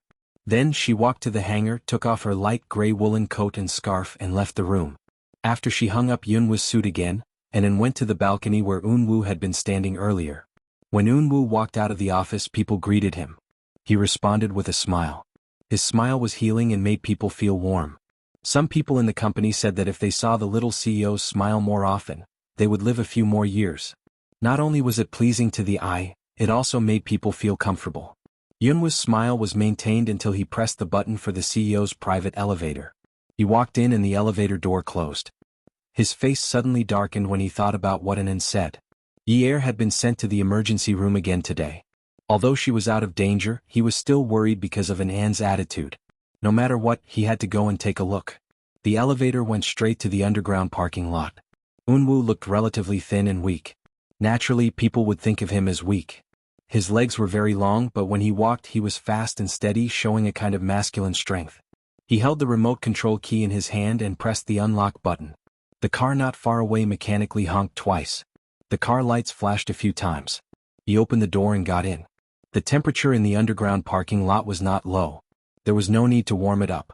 The car started quickly and the speed was even faster. Jianghu ate. He had not had such a good appetite in a long time. When he heard the sound of the hairdryer from the bathroom, his appetite was even better. She actually did not want him to help her. She said that she could do it herself since it was just drying her hair. During this meal, even the vegetables and tofu tasted like bird's tripe. He sighed and said, "It tastes so good." It would have been better if he did not say this or if he said it quietly. However, these words were heard by Yi, who had just turned off the hairdryer. The anger in her heart quickly spread to her face. She was really miserable as a wife. She rubbed her hair and it was very soft. She walked out of the bathroom and stood at the 2-meter-long entrance. She could see Jianghu eating heartily. She thought to herself that she should work harder. What did it matter if she ate or not? When she was discharged from the hospital, she could go home and cook. Couldn't she live without eating his food? She got out of bed angrily, covered her head with the blanket and fell asleep. Why was she so calculative with him? He had always been at odds with her. He could do whatever he wanted. Anyway, he did not care about her and she did not care about him. It was no big deal. Unwu knocked twice on the door. He was a little worried that Yi had just gotten out of danger. She needed to rest. Welfare. Songshu 566.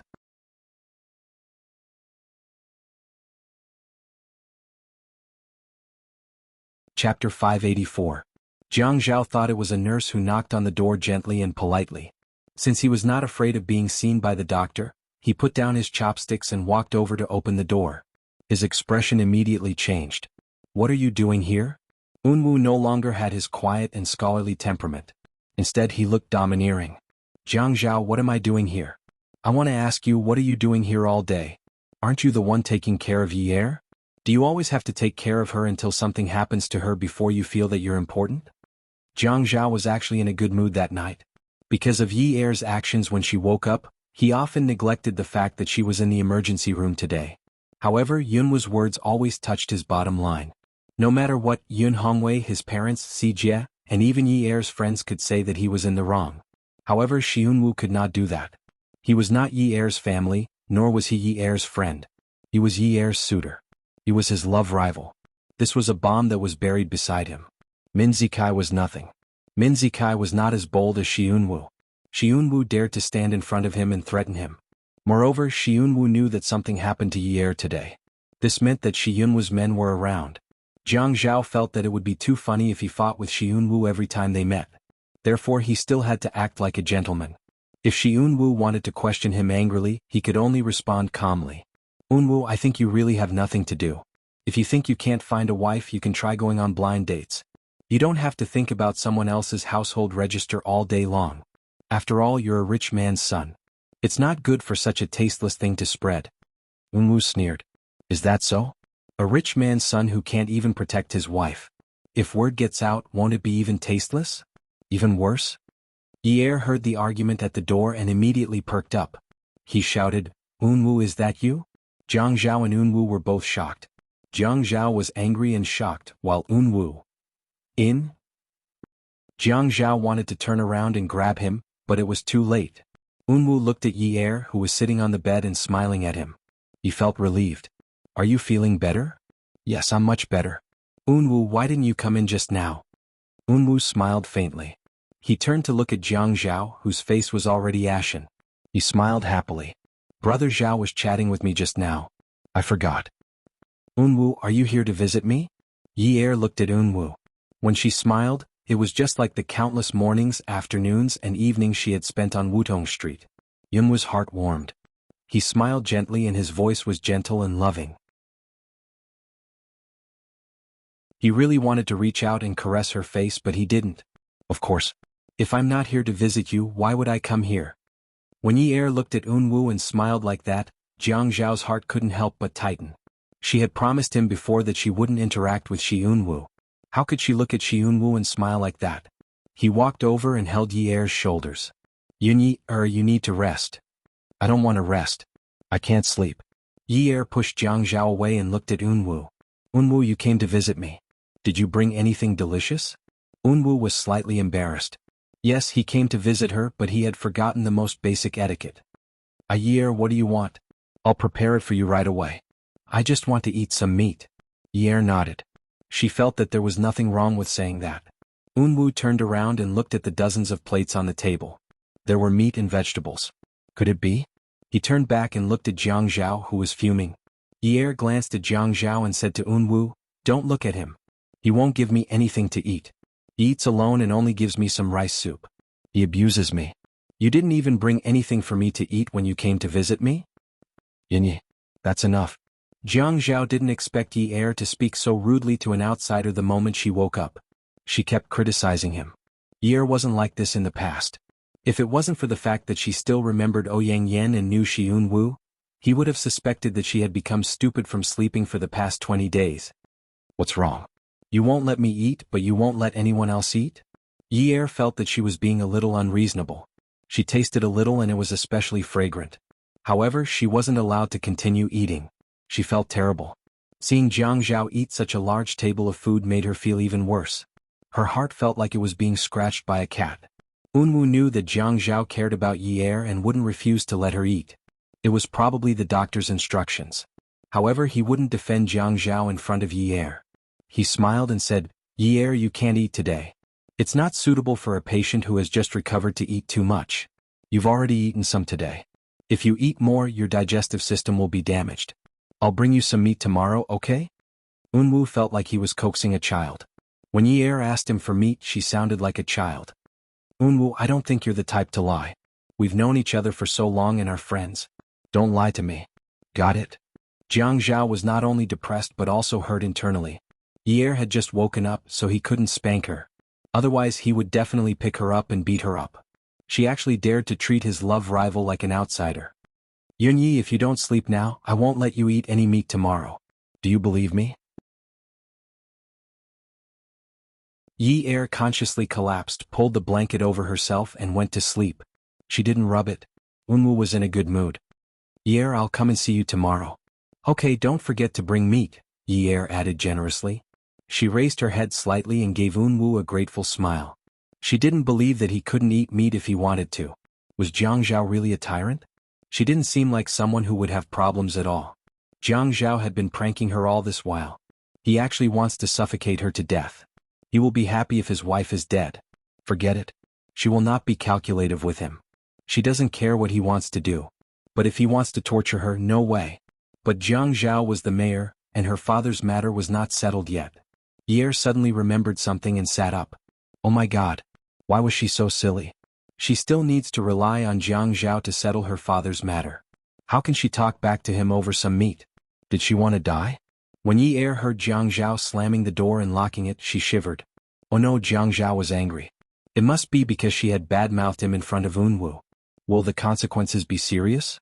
Yi Er saw Jiang Zhao walking over with a black face. She immediately gave a flattering smile. Abi, are you full? Do you still want to eat more? I'm not full. I'm full because of you. He was really full because of her. Abi, I'm sorry. I didn't do it on purpose. I didn't know what to do because of the meat. I apologize to you. Yi Er looked at Jiang Zhao sincerely. It's late. Let's sleep. Jiang Zhao couldn't stand the smell of food in the house. You sleep first. Dong Xuebing walked to the table and put the dishes back into the thermos. He covered the thermos and opened the windows. The night lights outside were dim because of the fog. The night light without a needle was like a hairy moon hanging in the sky. The nurse came over with the medicine, and Jiang Zhao poured a glass of water for Yi Er to take the medicine. Jiang Zhao was in a bad mood, so he kept a straight face and didn't say anything. Yi Er didn't dare to touch the tiger's whiskers anymore. She took whatever medicine Jiang Zhao told her to take. Then he gulped down a mouthful of water and swallowed hard. Some small pills stuck to the walls of his throat and he couldn't swallow them down. In the end he couldn't help but vomit. He vomited everything in his stomach, including the rice soup and minced meat that he had eaten. Jiang Zhao panicked. He didn't have time to ask what happened and immediately ran out to call the nurse. When the nurse saw what Yi Er had vomited, her face changed. She didn't care if Jiang Zhao was the mayor or not. After all, this Mrs. Jiang had scared everyone in the hospital. "Mayor Jiang, how can you give Mrs. Jiang meat?" Yi Er was shocked. Was it because she ate meat and vomited? This time she didn't even have any water in her stomach. She looked at Jiang Zhao pitifully. Jiang Zhao couldn't bear to scold her, and he took all the blame from the nurse. The nurse was also proud of herself. She didn't expect to find such an opportunity to scold the mayor. Although private hospitals provided better services and were more people-oriented, the nurse had been serving the rich for a long time, and she suddenly got the chance to order the rich around. She was still in high spirits even after she left the ward to prepare the medicine for Yi Er. This time Yi Er didn't dare to ask for more meat. Jiang Zhao reheated the remaining rice soup in the microwave. When it was not too hot, he took it out. Yi Er finished the gigai. Half an hour later, she took the medicine again. She didn't want the medicine to stick to her throat and drank it in 3 portions. Jiang Zhao felt that something was wrong with Yi Er. He couldn't tell what was wrong. Her personality seemed to have changed. She had lost her memory when she was in the car. But that was not the case. She knew everyone and remembered everyone. She didn't wake up and asked him who he was. Her actions and tone were similar to before. But her IQ seemed to have changed. Was she stupid? Unlike in the past, she would think of everything she said and did. Although there were times when she embarrassed herself, she was still young and normal. But now she didn't think of anything she said and did whatever she wanted. She was not stupid. She knew that she had made Feng Yu unhappy and would try to please him like before. Even if she did something wrong, she would use her actions to show that she was wrong and stop talking back. This proved that she was not stupid. Could it be that she had slept for more than 20 days and did not use her brain?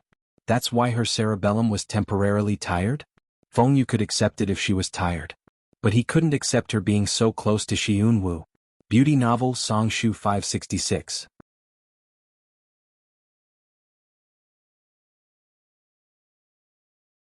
Chapter 585. Jiang Zhao was still thinking about this even after he fell asleep. He wondered if he should give Yi Er an X-ray or something like that until Yi Er sneaked onto the bed beside him and hugged him. Damn it. He was afraid of touching her, so he slept on the bed beside her. In the end, she wasn't afraid at all. She even hugged him. The bed is small and the two of us take up too much space. We can't sleep well. You can sleep over there. She was a patient, so his voice should be as gentle as possible. No, I want to sleep like this. Yi Er stubbornly believed that a husband and wife should not sleep in separate beds. However, Yi Er's medicine contained some sedative Western medicine, so it was especially easy for her to get sleepy. Once she fell asleep, it was as though she was dead. The next morning, Jiang Zhao still had to put up a sturdy little tent around his crotch. Yi Er woke up and mumbled, "Hey, why didn't you give me a morning kiss today? Did you forget? Don't you have to go to work?" Jiang Zhao sighed. "I'm still asleep, aren't I?" But it wasn't a solution if he couldn't remember. If he continued to sleep like this, there would be problems. Perhaps it was because they hadn't had sex for more than 20 days, so the little tent made Jiang Zhao feel very awkward.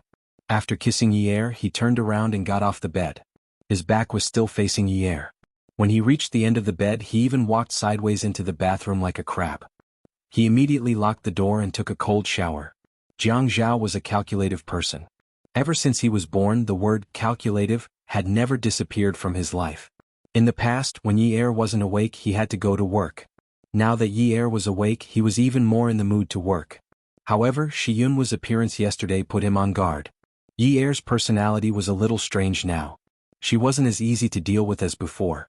Even if she was easy to deal with, he didn't dare to casually force her.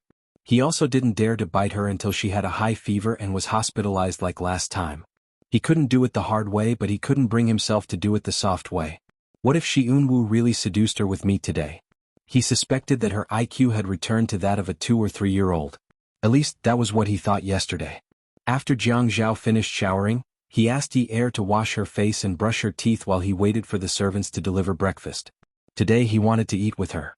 While Yi Er was in the bathroom, Jiang Zhao went to look for the caregivers and nurses. He told them that they had to take good care of his wife today. He reminded his wife not to eat meat and that it would be best to make the consequences sound serious. Even so, Jiang Zhao was still worried. Qingsu woke up before Yi Er. Because her lungs were seriously injured, she couldn't get out of bed and run around like Yi Er.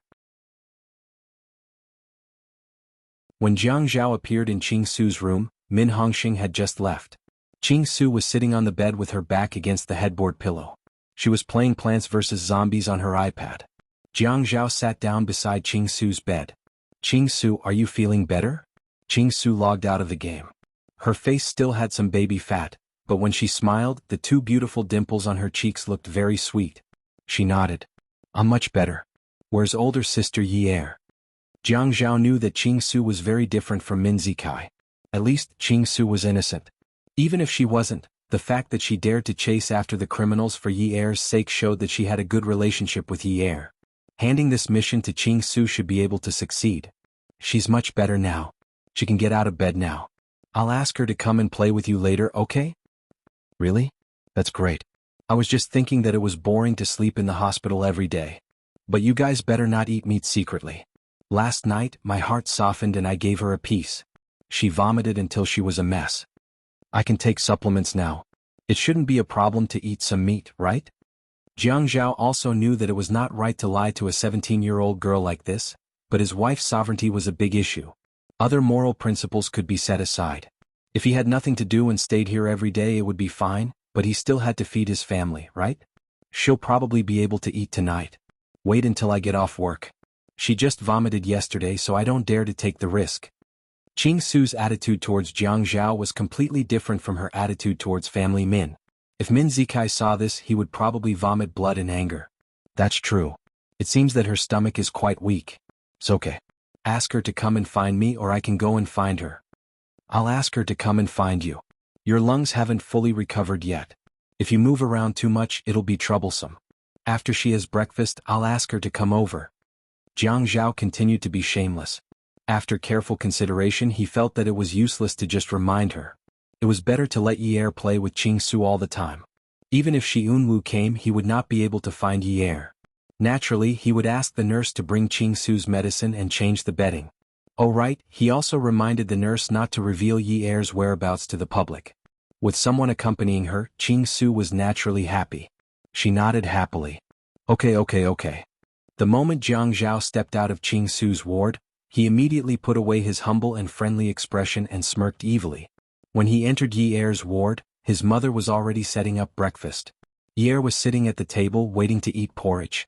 Jiang Zhao walked over and sat down at the table to the left of Yi Er. He took the chopsticks from his mother and said, "Thank you, Auntie Li." His mother smiled and said, "What are you thanking me for? You guys eat first. I'll clean up later." With that, she walked out of the room. Yi Er picked up a piece of dried radish for Jiang Zhao. "Luo, this is your favorite. Have you finished all the dried radish at home? If you have, I'll ask the kitchen to get some more when we go back to Grandpa's house. Also, I haven't eaten breakfast at home for a while." "Jiang Zhao, am I seriously ill? I asked just now and found out that I've been asleep for more than 20 days. Dad and Sijie must be worried, right?" Jiang Zhao tightened his grip on his chopsticks. He was unhappy, but he also found it ridiculous that he would be jealous of his father-in-law and Sijie. It was only human nature. He had been worried that his father-in-law would not be able to take the agitation due to his old age, so he did not allow him to come over to keep watch at night. Moreover, his father-in-law had been hospitalized because of a myocardial infarction. If he were to collapse, this family would not have peace. Because of this, he had even applied for leave from Sijie's school and asked the driver to send Sijie home every day. She knew that her father-in-law and Sijie would be worried, but did she not know that he would be worried? She felt a little stifled. She was thinking about the bigger picture and did not want to argue. "Dad and the others are fine. You're not seriously ill either. You're fine now, but..." Yi Er asked, "But what?" Jiang Zhao said, "You were in a car accident. Do you still remember what happened?" Yi Er lowered her head. Yeah, I went to buy crabs and was taken away. After that, a lot of things happened. It was a little chaotic. It was so chaotic that she did not want to piece it together. Ye instinctively rejected the thought of remembering what happened back then. Every time she recalled it, it would feel like she was experiencing it all again. She knew that she had died once, so after she woke up, she was especially concerned about the feeling of being alive.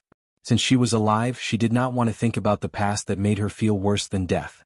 For example, the blood that covered her face, the disappointment and despair that attacked her again and again. She knew that she had been kidnapped, but she refused to think about what happened after she got into the car. She even wanted to get rid of all these memories. Getting rid of the things that made her sad and painful was the meaning of being alive. Jianghu saw that Ye's eyes were dark and gloomy. She had a lot on her mind. Should he not mention it? If he did not mention it, how could he let her go to Qing Su's place? He gritted his teeth and felt that he was being too cruel. Ye, if it wasn't for Qing Su blocking the car of the person who kidnapped you and even ramming her car into it, you wouldn't have been in a coma for 20 days. Lulu. Ye was stunned. The person who had chased after her car that day was not Min Zikai, but Qing Su. It was actually Qing Su. She did not want to think about it at first, but there was someone who told her that one should not be ungrateful. After that, her memories started to come back to her.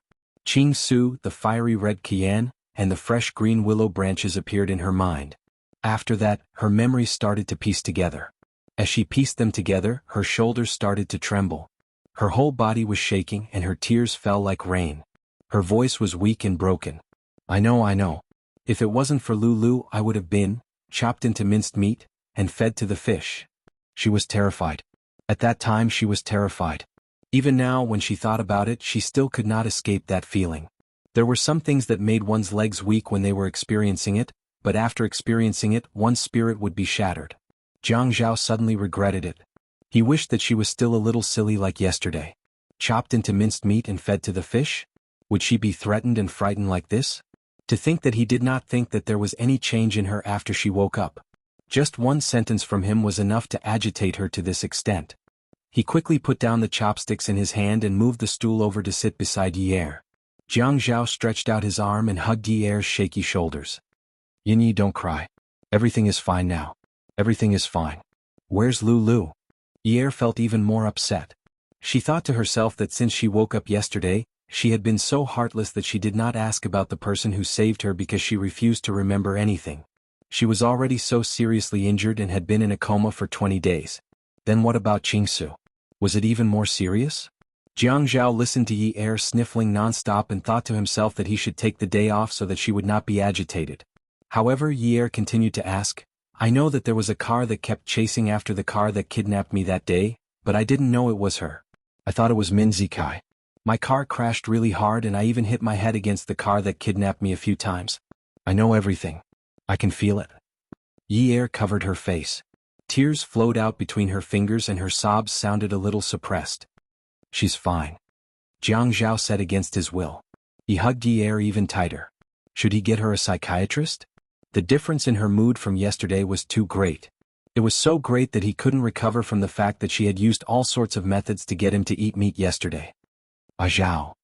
Ye reached out to cover her face and hugged Jianghu. She sank into his embrace. Don't lie to me.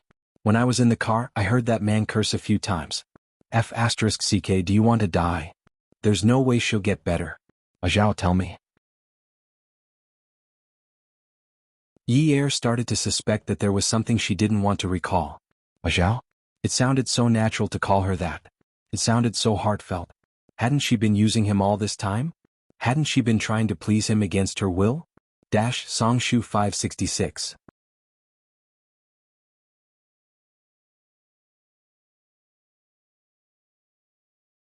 Chapter 586. Jianghu hesitated again and again. If he didn't tell her, she would definitely be upset. Qing Su was an optimistic girl, as though nothing was a big deal to her. If Ye saw Qing Su's current state, she would definitely feel less guilty. She's staying next door. She woke up before you. Ye looked up at Jianghu. Really? Then I'll go and see her. I don't know if she'll blame me for not visiting her until now. She won't blame you. You just woke up too. Jianghu rubbed Ye's little face. The more he rubbed it, the softer his heart felt, just like her face. Okay, I'll tell the nurse later to inject your medicine. You can play with Ching Su until I get off work. She's bored too, so I went over to see her playing Plants vs. Zombies. I'll bring 2 computers over later and you can play games together. Sure. Since I can't be discharged, it's good to have company. Lulu and I have quite a lot of fun. Jiang Zhao sighed. After the 2 of them finished eating, Jiang Zhao arranged for Yi Er to be sent to the room next door. He even told the nurses not to reveal his wife's whereabouts to the public. Ching Su was indeed a very optimistic girl. When Yi Er asked her how she was, she laughed and said, what do you mean by how I'm doing? I'm already fine. Didn't I just hit my chest on the steering wheel and a rib pierced my lung? It's already been pulled out. I think I'll be able to be discharged in a few days. When Yi Er heard this, she was so agitated that her face turned pale. What?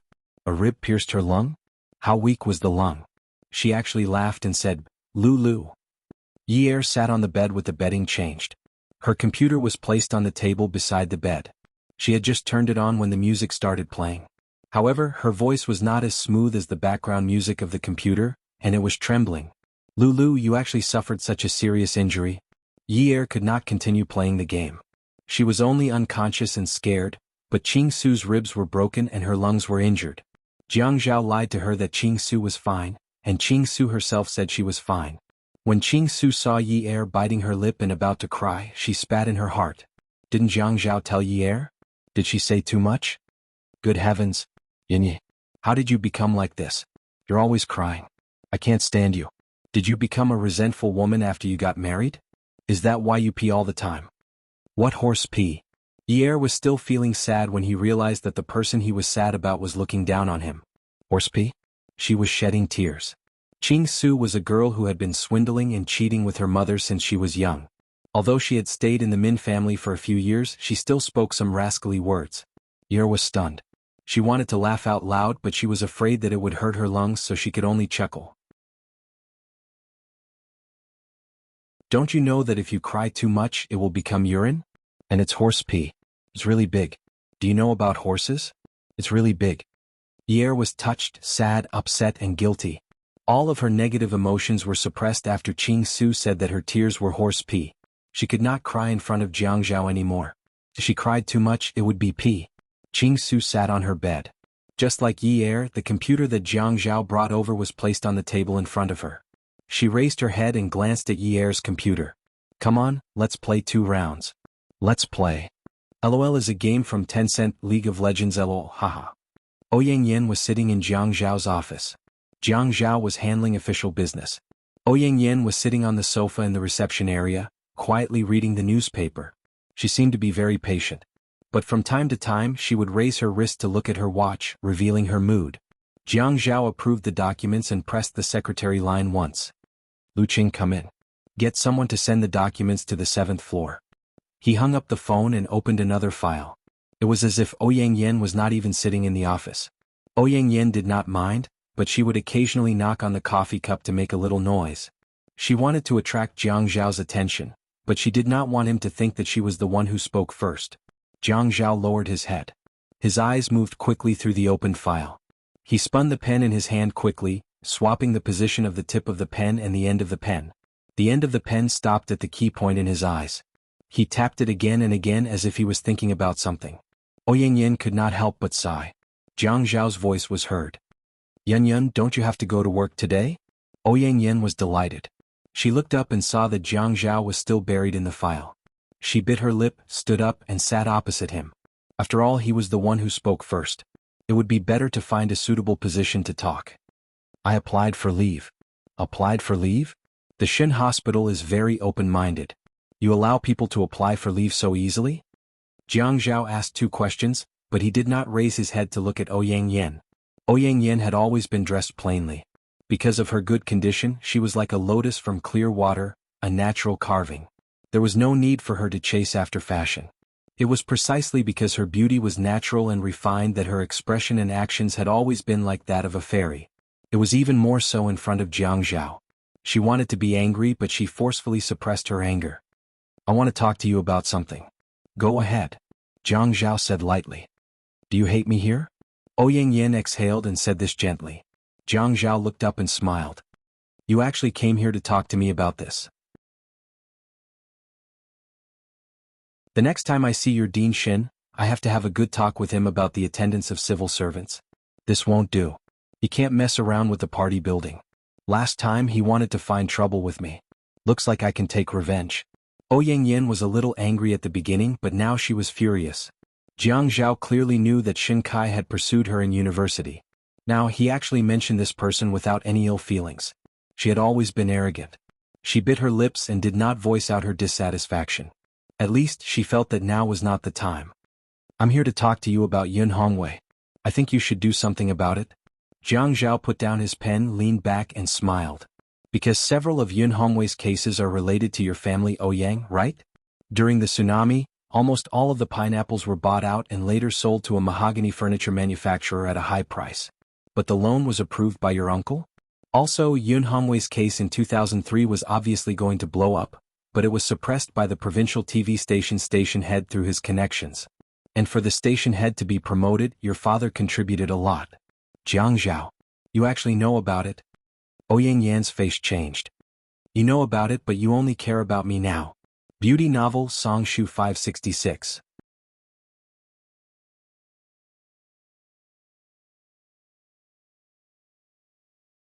Chapter 587.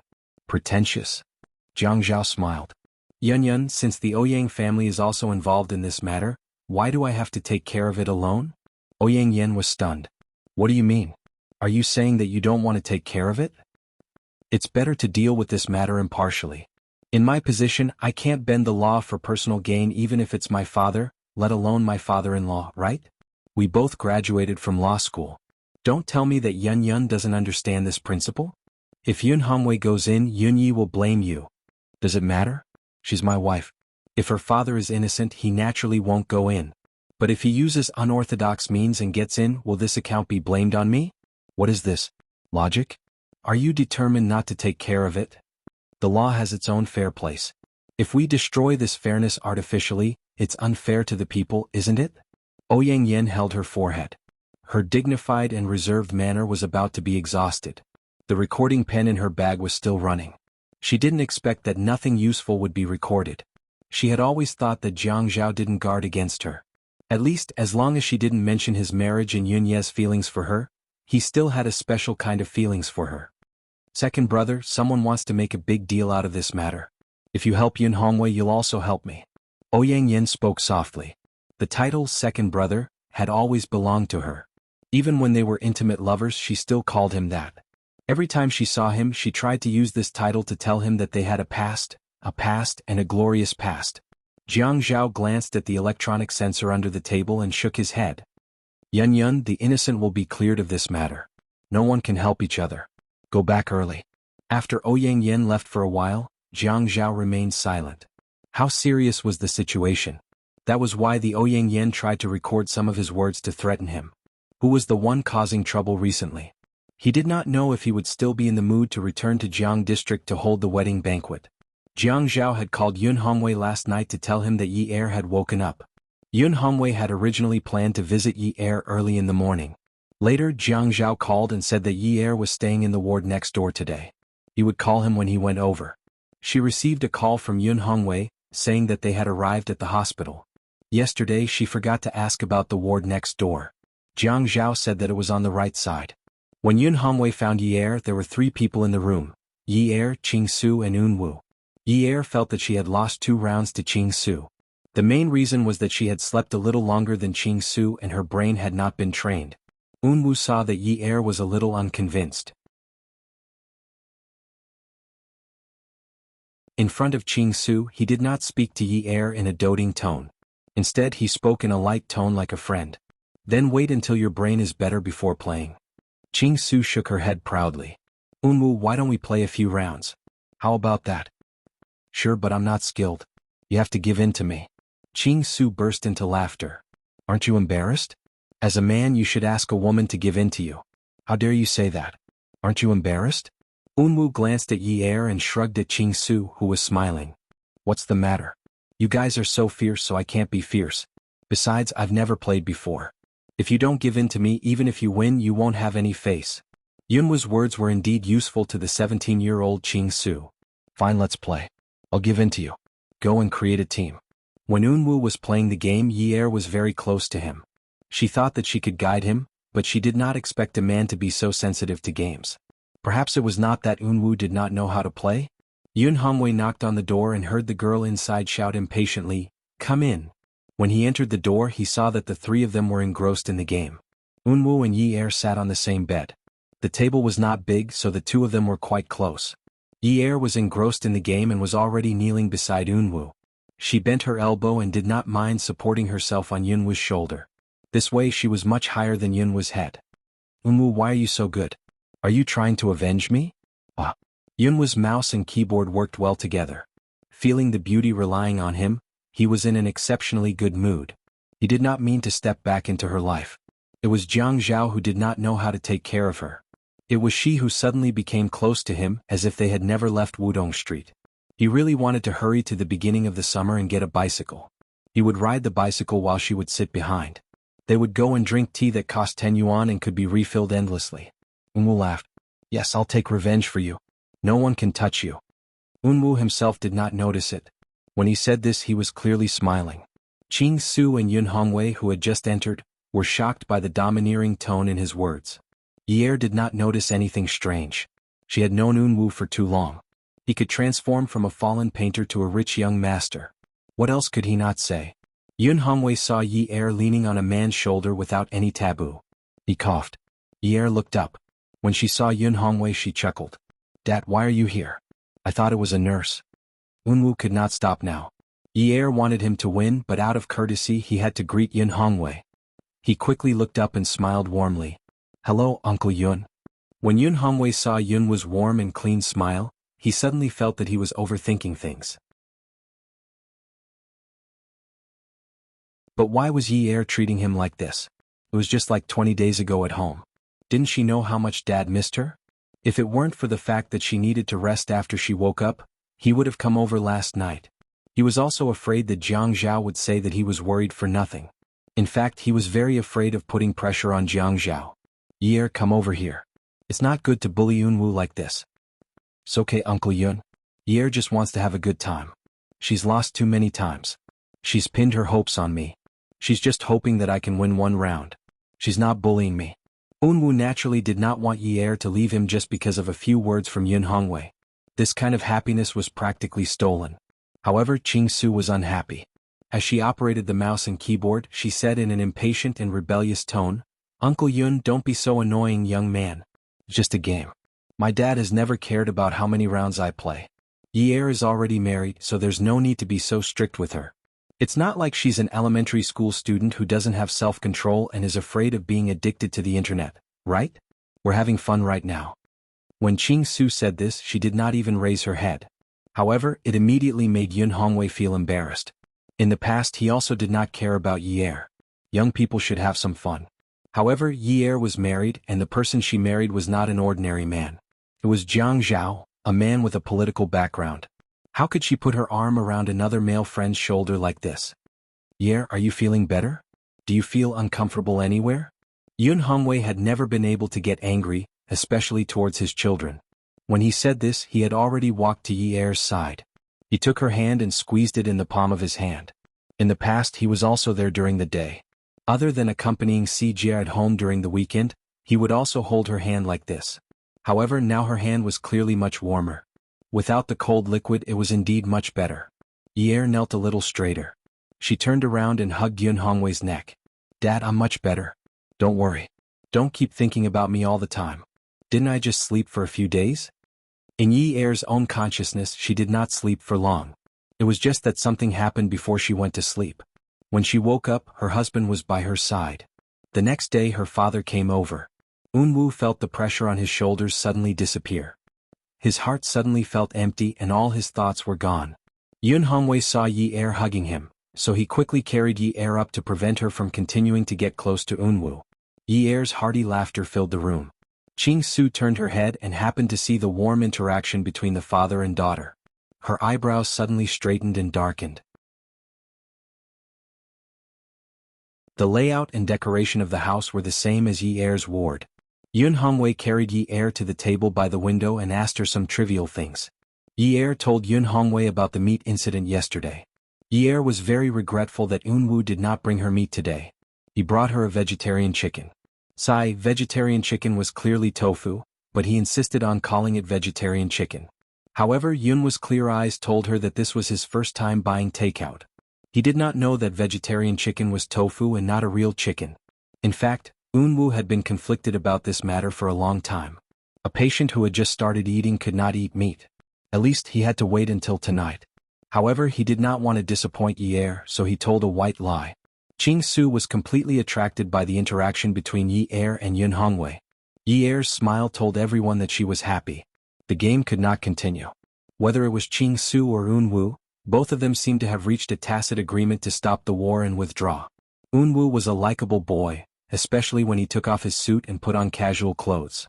He was clean, elegant, and beautiful. As long as he was willing to smile at you, he could definitely buy you over. Qing Su felt that with Unwu and Yi here it was much livelier. However, Yun Hongwei was an elder. If he was her father it would be fine. However, he was Yi's father. If she treated Yun Hongwei like how she treated Min Hongxing, Yi would definitely think that she was uneducated. In fact, she knew everything. In the end, she asked the nurse for 2 sets of poker cards and suggested that the 4 of them play double Q. Unwu said that they would draw lots and he would deal the cards. In the end, he and Yi were opponents while Yun Hongwei and Qing Su were opponents. As it was too boring to stay in the hospital, they also suggested gambling. Although the stakes were not very high, it could still arouse people's enthusiasm. Unwu was always able to control the tides and not let anyone feel bored because they kept losing. Jianghu rushed to the hospital after work. After knocking on the door and entering the room, he saw Yi holding a poker card and angrily reaching out to hit Unwu. This kind of play was too intimate. Add Xinwu 799.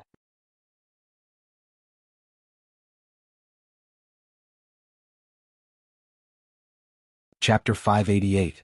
Yun Hongwei smiled knowingly. Be careful when you go downstairs. Although the doctor said that you're fine, you're still under observation. I'll eat and go back slowly. Don't worry about me. Yi took out the gloves and scarf that Jiang Zhao had prepared for her from the wardrobe. Okay, Dad, call me when you get home. Okay, go quickly. Yi left the inpatient department and left a voicemail message for Jiang Zhao to ask where he was. Her intuition told her that he had gone to the north of the city. She did not receive a reply, so she walked all the way to the north of the city, hoping that she could wait for a message while walking. She also wanted to deny that he had gone to the north of the city. The private hospital was not in a prime location. It was relatively remote, but the environment was very good. In summer the trees were lush and cool. In winter, although Yi had withered and only branches were left, it still looked very lively under the street lights. In winter there was often a thick fog at night in Haiqing. One could not see everything around them clearly. They relied on the street lights to connect the sidewalks to guide the pedestrians. After a few text messages, Yi quickly took 2 deep breaths. In the thick fog, her breath seemed even clearer and heavier. She covered her ears with her gloved hands and rubbed them. She stomped her feet on the spot and took out her phone. She saw the name, my husband, on the envelope. He changed it himself, right? What husband? She quickly took off her gloves. The moment she came out of the warm gloves, she touched the phone screen. It was cold. There were 2 words, seductive charm. Seductive charm? Jiang Zhao had gone to seductive charm? If he wanted to drink, he might as well go to Peerless Beauty. After all, that kind of place was confidential and the environment was good. It was suitable for someone of his status. All right.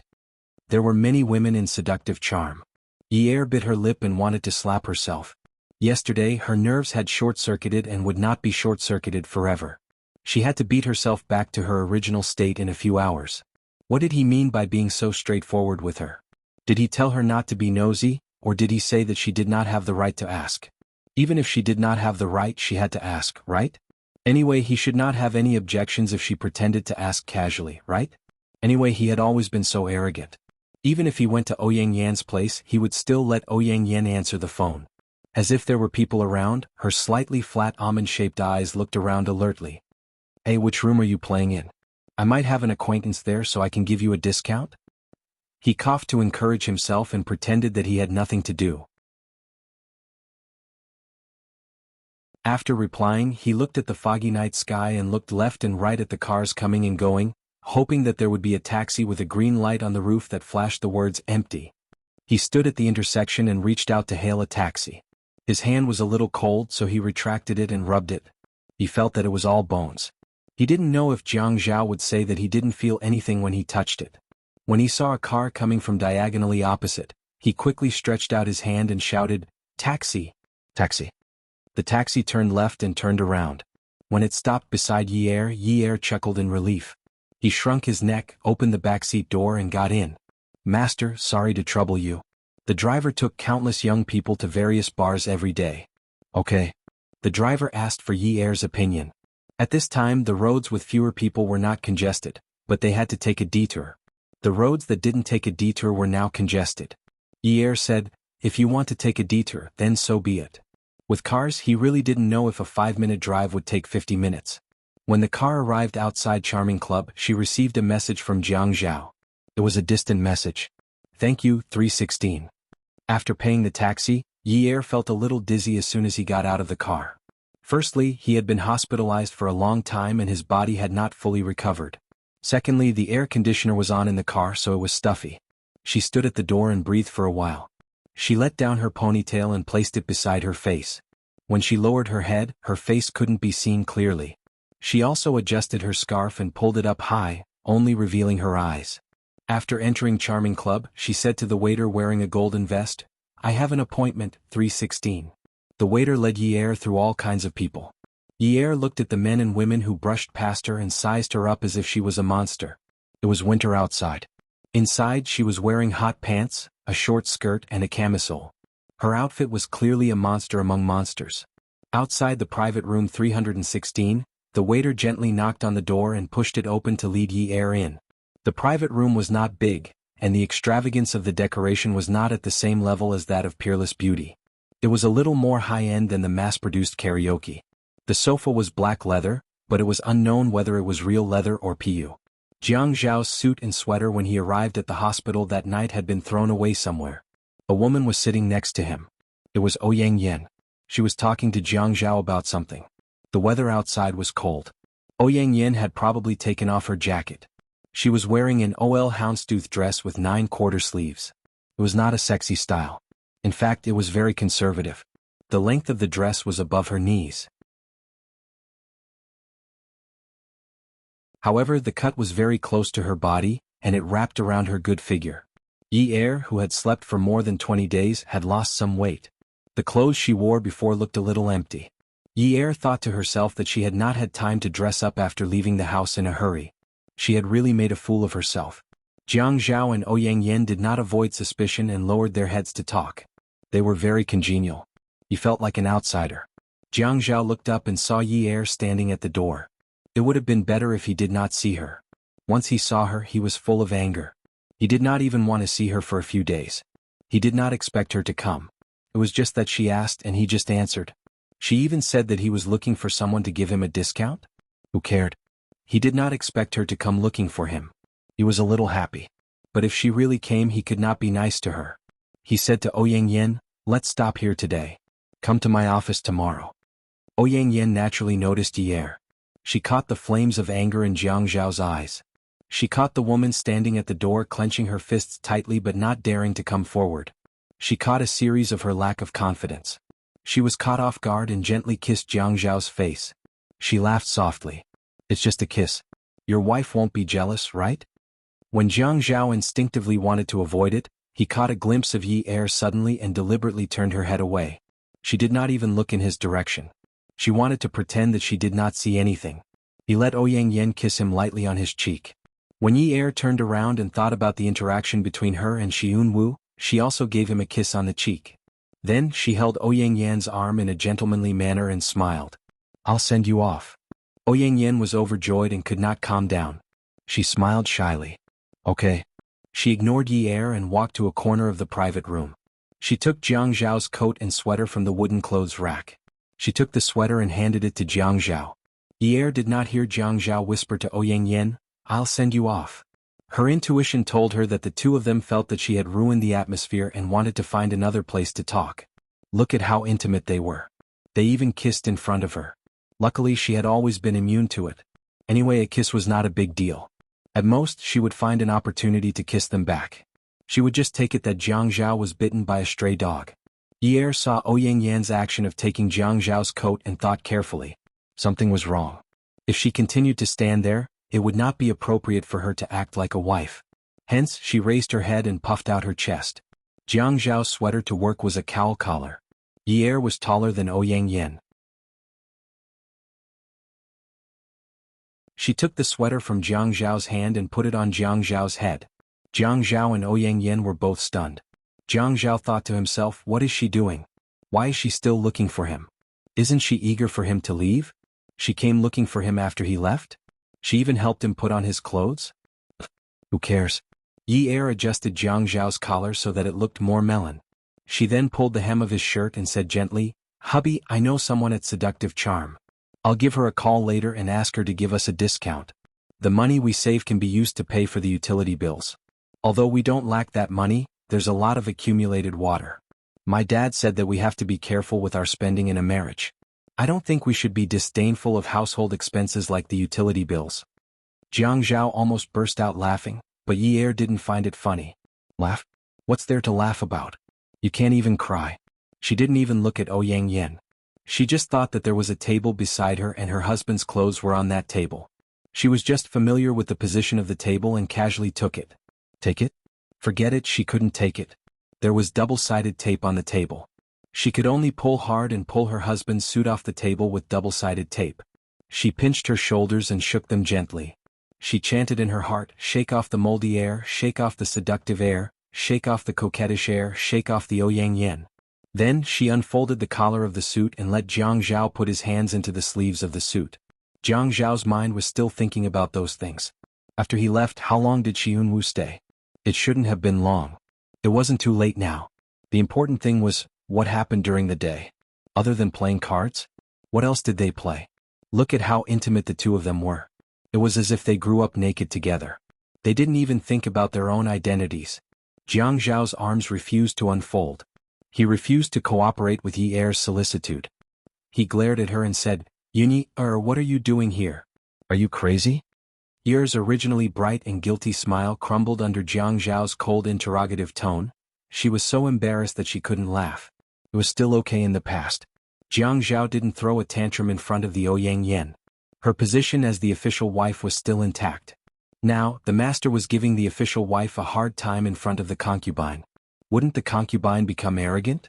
Wouldn't she ride on top of her head? As expected, Ouyang Yan's extremely gentle smile was exceptionally vicious in Ye's eyes.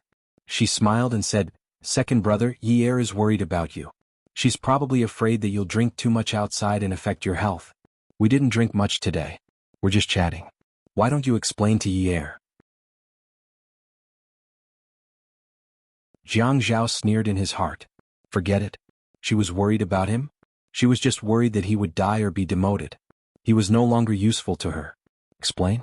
Why did she need an explanation? As she thought about this, she felt even worse after being analyzed by herself. It was fine if she didn't think about it.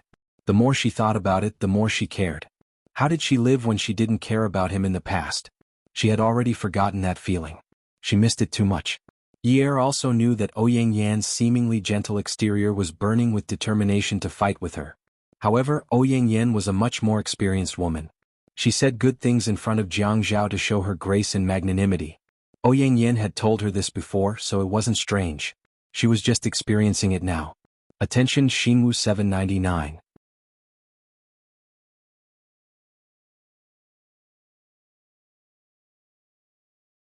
Chapter 589. Look, she was such a considerate, gentle and kind mistress. If she was late, her position with Ouyang Yan might have been swapped. Jiang Zhao might have married Ouyang Yan, and she would be the one living in the north of the city. But Grandpa Deng had said that a white cat or a black cat was a good cat if it caught mice. Although there were many problems after the reform, the gears of history would still move forward. Although she and Jiang Zhao had a lot of conflicts after they got married, her father was right. She knew about the ancient sayings between husband and wife. I'm sick. It's not like you don't know that I'm sick. There seems to be something wrong with my brain. I'm mentally deranged. I'm crazy. Hated that Jiang Zhao did not leave any leeway for her in front of Ouyang Yan. Although she hated Jiang Zhao, now that she remembered those wishes that she did not want to remember, she could only go through fire and water for those wishes. Anyway, even if I become crazy, I am still Mrs. Jiang. I am still not Mayor Jiang's crazy Mrs. Jiang. So what if you have something to say? Ye looked at Jiang Zhao when she was talking. Her neck was straightened. She had lost a lot of weight and her neck was slimmer. She looked weak. But you must not look at her eyes. Her eyes were filled with stubbornness and determination. She was still holding the suit in her hand. She looked like she would not put it down if Jiang Zhao did not wear it. In Ye's eyes, it was not about wearing the suit or not. This was a status that she wanted to fight for. She could not care less about Jiang Zhao's past. She could not care less about how many women he had in the past.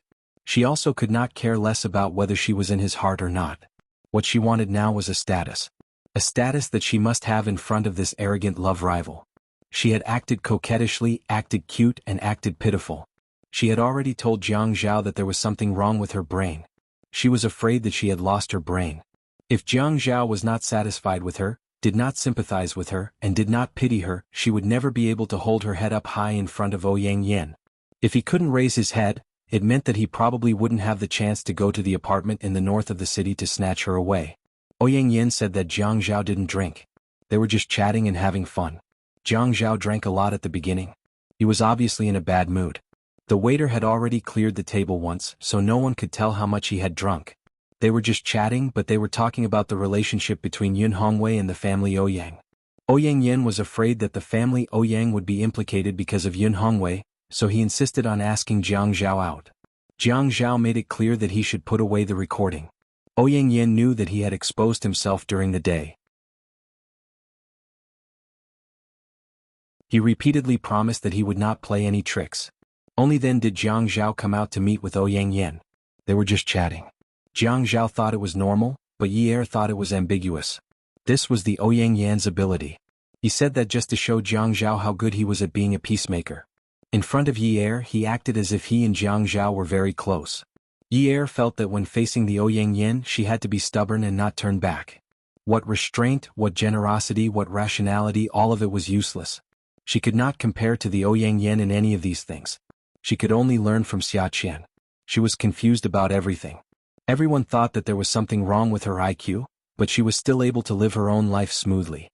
She could not compare to the Ouyang Yin in these things, but her skin was thicker than the Ouyang Yan's. She could throw away her integrity. These were things that the Ouyang Yin could not bear to throw away, at least for now. Even if the Ouyang Yin was scheming, he valued his image very much. She Yunyi had nothing to do with it. Things like moral integrity had been completely shattered after pestering Jiang Zhao along the way. Therefore she could do shameless things and she could do it. Moreover, her age allowed her to do some shameless things. At this age, it was easy for others to forgive her if she did something stupid. She might even be called cute. At worst, she would be called childish. But if the same thing happened to a 27-year-old woman, people would call her brainless. It's so hot. How do you wear it? Don't you know that there's air conditioning in the private room? Jiang Zhao's voice was slightly cold. This suit, he felt that it was not right to wear it, but it was also not right to not wear it. He had used such a heavy tone to yell at her, but she still insisted that he wear it. She was as stubborn as a bull and even said that she was mentally ill.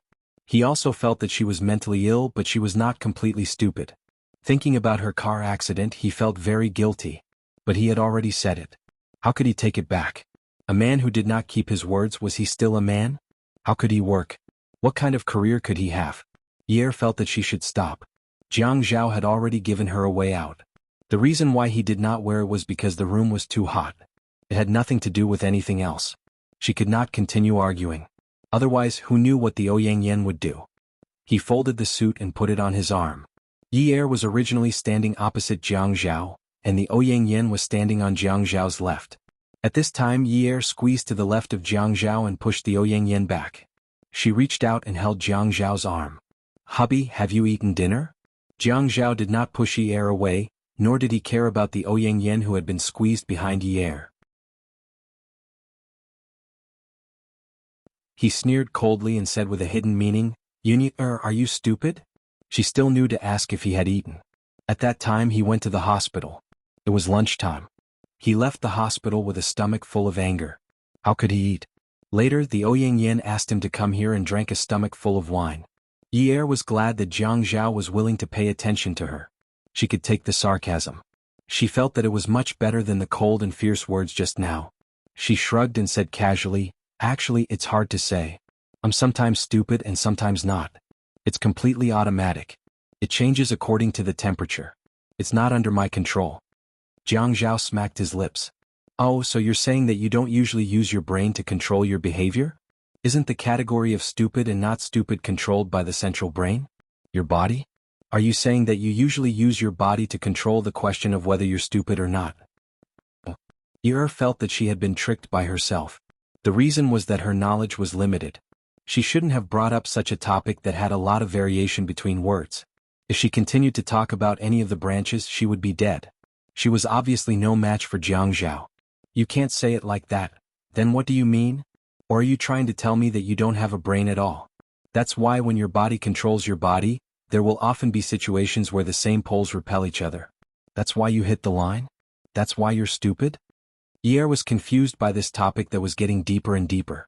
It was becoming more and more illogical. Since she had said something wrong, she might as well change it. Who said that I don't have a brain? Jiang Zhao had drunk too much. The more he said, the more he wanted to laugh. Do people with brains use their body to control whether they're stupid or not? You've heard of clumsy people, but have you heard of stupid people? Alright, I have a brain.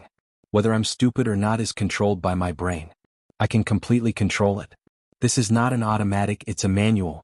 You use your hands to control your brain. Jiang Zhao. Yi felt that she had gone from being dizzy to collapsing. Ouyang Yen bit her lip as she stood between the two of them. She did not know what was the point of this topic. Only a woman with a low IQ would talk about such meaningless topics with a man like Jiang Zhao. The things that she had discussed with Jiang Zhao in the past, a woman like Yunyi would never be able to get a word in. A woman like Yunyi was indeed not fit to stand next to Jiang Zhao. The difference between them was really too big. Jiang Zhao was so anxious that Yi suddenly stomped her foot and bared her teeth. He laughed a few times. Seeing how anxious she was so anxious that her face was flushed red. She must have felt that she had lost a lot of face.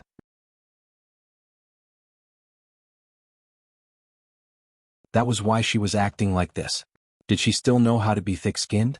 The three of them stood rooted to the ground. At this moment, Yi wanted to change the topic. If she continued talking, she would not be stupid. Her brain would definitely be in a vegetative state by Jiang Zhao. It had completely entered a dormant state and did not need to move at all. She turned around. Zhao has already put on her clothes and is ready to leave. Sister Yin still has an appointment. Are you waiting? We won't disturb you then. Sister Yin, please go ahead. Jiang Zhao suddenly remembered that he wanted to send Ouyang Yen off. He walked around Yi before looking at Ouyang Yen. Yun, put on your clothes. Let's go. Yi did not manage to swallow her saliva. She was so agitated that she started coughing non-stop. Adulterous couple.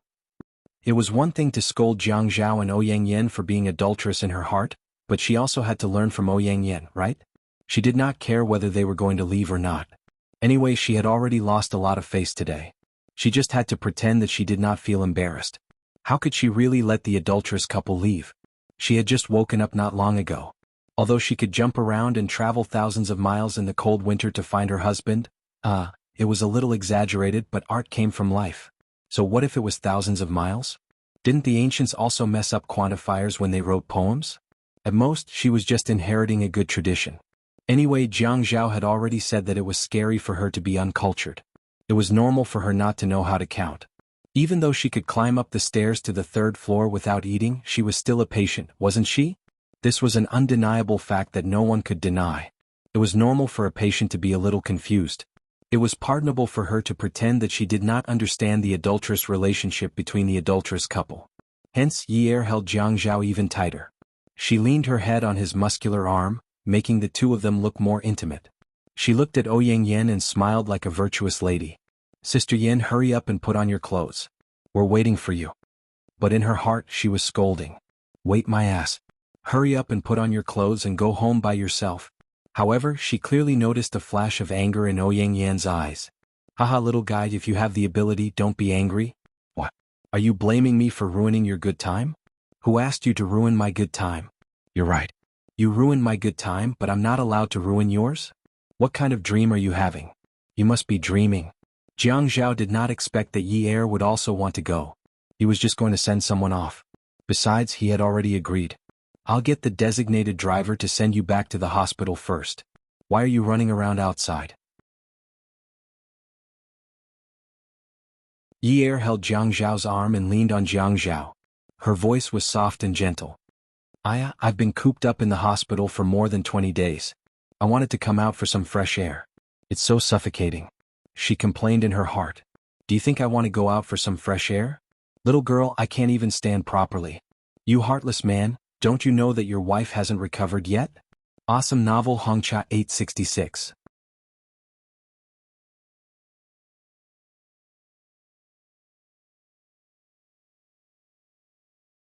Chapter 590. You really? Jiang Zhao held his forehead. He had to think of a way to get her back to the hospital. Looking at Ouyang Yen, who had already gone to get her coat, Jiang Zhao said, I have something to say to Yun Yun. What are you going to do? I can listen in. I won't disturb you. No, her goal was to disturb them. She had to disturb them. Disturb them to the end. She still didn't know what the two of them had done while she was asleep for more than 20 days. Forget it, forget it. She couldn't think about it. Just thinking about it made her want to go crazy. Just treat it as if she had died during those 20 days. Even if she had died, she couldn't ask a man to be a widow for her, right? But wasn't she alive now? No, this wouldn't do. Couldn't he be a widow for her? Although it wasn't appropriate to use widowhood on a man, wasn't equality between men and women now advocated? She couldn't think about it anymore. The more she thought about it, the more she would be driven to a dead end. Listen in? Jiang Zhao thought to himself that it was precisely because he couldn't let her listen in that he stopped talking when she came in. She had just woken up. She didn't care about him, but she cared about Yun Hongwei. If she was stimulated to the point that something happened to her body, it would be his hard days again. Ouyang Yen put on a camel gray light fur coat and carried a simple black bag in her hand. She was really an elegant young lady from a famous family. Looking at the two of them cuddling together, she smiled. Let's go. I've got my things. In the car park, Jiang Zhao pressed the lock on the car. Yi Er immediately let go of his arm and ran forward. Ouyang Yen wanted her image and liked men to help her open the car door. She didn't care.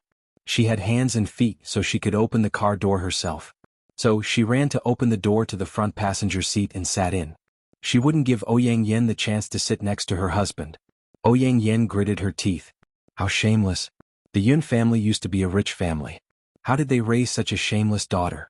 Jiang Zhao opened the back door for Ouyang Yen and let her get in.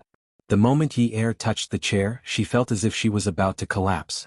The first floor of Charm Club was a disco with strong music, while the third floor was a private room. Charm Club was a place where young people would spend their money. The decor was more rebellious and trendy, and very few people would take the elevator. Not to mention the fact that it was surrounded, there was no atmosphere. Therefore, when they went to the third floor, a waiter in a golden vest led Yi Er up the stairs. Her body was not in good condition, and the heavy metal music made it difficult for her to breathe. When they reached the third floor, they entered a private room. Charm Color's decoration couldn't be compared to Peerless Beauty's, and the smell inside wasn't as fresh as Peerless Beauty's. The air didn't seem to circulate as well. It was probably because the cost of the oxygen pipeline wasn't on the same level as Peerless Beauty's. Along the way, Yi Er's chest felt stuffy and short of breath. Jiang Zhao got into the car and pulled the door shut. He inserted the key into the keyhole and turned it. While the car was starting and waiting for the car to warm up, Yi Er was already leaning against the seat, seemingly asleep. Seriously? Jiang Zhao rolled his eyes at Yi Er. She was so annoying. He didn't know why she was here. He reached out and touched her forehead. He didn't take off his down jacket because he was afraid that turning on the air conditioner would make her feel too hot. All four car windows were rolled down slightly. After Ouyang Yen got into the car, she habitually took off her jacket. She sniffed and felt that the warmth hadn't returned yet. Second brother, why didn't you turn on the air conditioner? Jiang Zhao felt that it was about time for the car to warm up, so he stepped on the accelerator. As he steered the steering wheel, he said, Yunyi is probably sleepy, so let her sleep for a while. I was afraid that she would feel hot if I turned on the air conditioner, so she wore quite a lot of clothes. As he said this, the car drove out of the parking lot and onto the small road leading out of Charm Color's open-air parking lot. When he saw that Yi Er's breathing had become more even, he remembered that she hadn't put on her seatbelt, so he slammed on the brakes. The car wasn't going very fast, but because Ouyang Yan's body leaned forward, her head hit the back of Jiang Zhao's seat. She cried out in pain. As for Yi Er, because her back was leaning against the seat, she didn't feel much pain. Second brother, how can you drive like this? There's no car in front. Why did you slam on the brakes? Ouyang Yen was a gentle Ouyang Yen. Even when she was throwing a tantrum and complaining in front of Jianghu, she was still as gentle as ever. It was just that she was a little annoyed. I forgot to put on Yi Er's seatbelt. She gave me a fright just now. Just thinking about it makes me feel that it was dangerous. When he found her by the river, she was tied behind her back and wedged between the front and back seats. If she had put on a seatbelt, how could she have been so seriously injured? His heart tightened. He unbuckled his seatbelt, turned sideways and stretched half of his body into the front passenger seat. His arms were long, so when he unbuckled the seatbelt on the front passenger seat, he didn't touch Yi Er. He carefully pulled it over.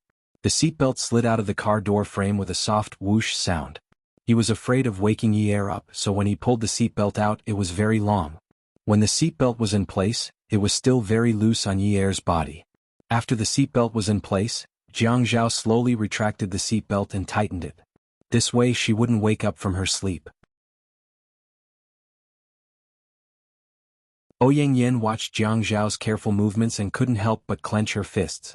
Her fingernails weren't long, but they could still dig into her palms and pierce into her flesh. His heart ached for Yunyi. Was she worried about the heat when the air conditioner was on? Didn't he see that she had already taken off her coat? Second brother, aren't you worried that Yi Er will catch a cold if you don't turn on the air conditioner? Jianghu was stunned. That's right. She slept with her clothes on. What if she caught a cold? Yun, you're really careful and smart. I didn't think of that. As Jianghu answered with a smile, he took off the suit he was wearing. The winter suit was made of high-quality jade, so it should be quite warm. When the suit was draped over Yi Er's body, Ouyang Yen instantly felt irritated. Yunyi was becoming more and more annoying and detestable. Why wasn't she dead? The man who kidnapped Yunyi was simply a piece of trash. Jianghu drove the car with a gap in the car window.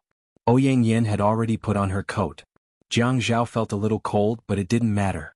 From time to time he reached out to touch Yi Er's face to test her temperature. After a while he reached out to hold her hand again to test her temperature. Ouyang Yen really wanted to jump out of the car and say that she would take a taxi, but she was still unwilling to give up. Other than being a little older than Yunyi and being a little shorter, how could she not compare to her? Yunyi, this woman shouldn't be living in this world at all. The Ouyang family was simply at odds with the Ouyang family. It was fine if that old thing Yun Hongwei went to jail himself, but now he wanted to drag his family into the water as well. All of them should be buried alive. The car drove to the apartment in the north of the city. Ouyang Yen got out of the car and slammed the door with a bang. Yi Er was shocked. Jianghu's face immediately darkened and he rolled down the car window. Although his tone wasn't harsh, it was already full of reprimand. Yun, you clearly know that Yunyi is sleeping. Can't you close the door more gently? At this moment Yi Er was startled awake. The sound of the car door slamming made her very vigilant. When she opened her eyes, Ouyang Yen was standing outside Jianghu's car door, looking a little aggrieved. Yi Er immediately sat up straight. We're here? We're here. Why aren't you continuing to sleep? I opened a few gaps in the window for you. It shouldn't be uncomfortable to sleep, right? Jianghu reached out to straighten the suit that had fallen on Yi Er's lap. He pressed her down onto the seat and placed the suit on her body again. The man said in an unpleasant tone, if you want to sleep, why aren't you sleeping properly? Why are you moving around? Yi Er's heart exploded. What was he trying to do?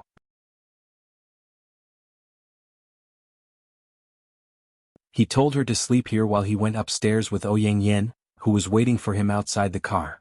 This was too much. Yi Er threw Jianghu's suit aside and lost her temper. I'm not sleeping. She didn't care anymore. She couldn't take it anymore. Who could stand such a thing? It was like she was a person who wanted to eat grapes but didn't have the money to buy them. When she finally saw someone buy a bunch of grapes and the person spat out the seeds after eating the grapes, she ran over to pick up the seeds and plant them in her yard. She watered and fertilized the grapes every day, catching insects and building a frame. She waited painstakingly for the grapes to ripen and grow into sweet grapes that were bigger than the grapes outside. Usually, if there were 2 snails that wanted to climb the grape frame, it would be fine. At most, she would just catch them and stomp them to death when she saw them. But King hell, there was such a thing in this world. A grape seed was planted in the ground, but it didn't bear a bunch of grapes. It only bore one. It was big, purple, and tempting. She couldn't bear to eat it. She waited patiently, waiting for the grape to turn purple and black before eating it. In the end, the god of plague who spat out the grape seeds came knocking on her door and insisted that she stole the grape seeds that she spat out. She insisted on plucking the grapes that she planted. Was there still any law? Yinyi, why are you quarreling? If you don't want to sleep, then don't sleep. Why are you throwing things? Jianghu had a stomach full of anger that he couldn't vent. He was suffering internal injuries from holding it in. And because the Ouyang Yen was outside, he forced himself to calm down after quarreling. He mustn't lose his temper. It was fine to quarrel a little. What was the point of throwing a tantrum in front of outsiders? Ye's heart was filled with grievances, wave after wave. The weather in High City had already dropped to -2 to 3 degrees Celsius. She only drank some soup and thought that he was missing. What else did she want from him? This wasn't the first time she ran out of the house to look for him. Just because she was more attentive than him? Just because she deserved it, right? Some people said that in love, whoever fell in love first would lose. They had also made a bet back then. Why was the loser so pitiful? Why was everything wrong? No wonder no one was willing to lose. He wouldn't lose and she would never admit defeat. She would never admit how pitiful she was in front of him. Ye opened the car door. I want to go up and sit for a while. If they dared to sleep with her in front of her, she would use the kitchen knife to kill this adulterous couple. They were too much. Jianghu was so angry that he wanted to bang on the door. It was such a cold day. The Ouyang Yen knew to go back. Why did she still want to go to his place? She had been out for so long. She probably hadn't even lost the night's medicine. Now she didn't even want to leave. She was so bored that she became an idiot. Yinyi, are you crazy? What are you going up for? Go back to the hospital. I don't want to. I just want to go upstairs and sit for a while. When Yi got out of the car, she slammed the car door. Jianghu had no choice.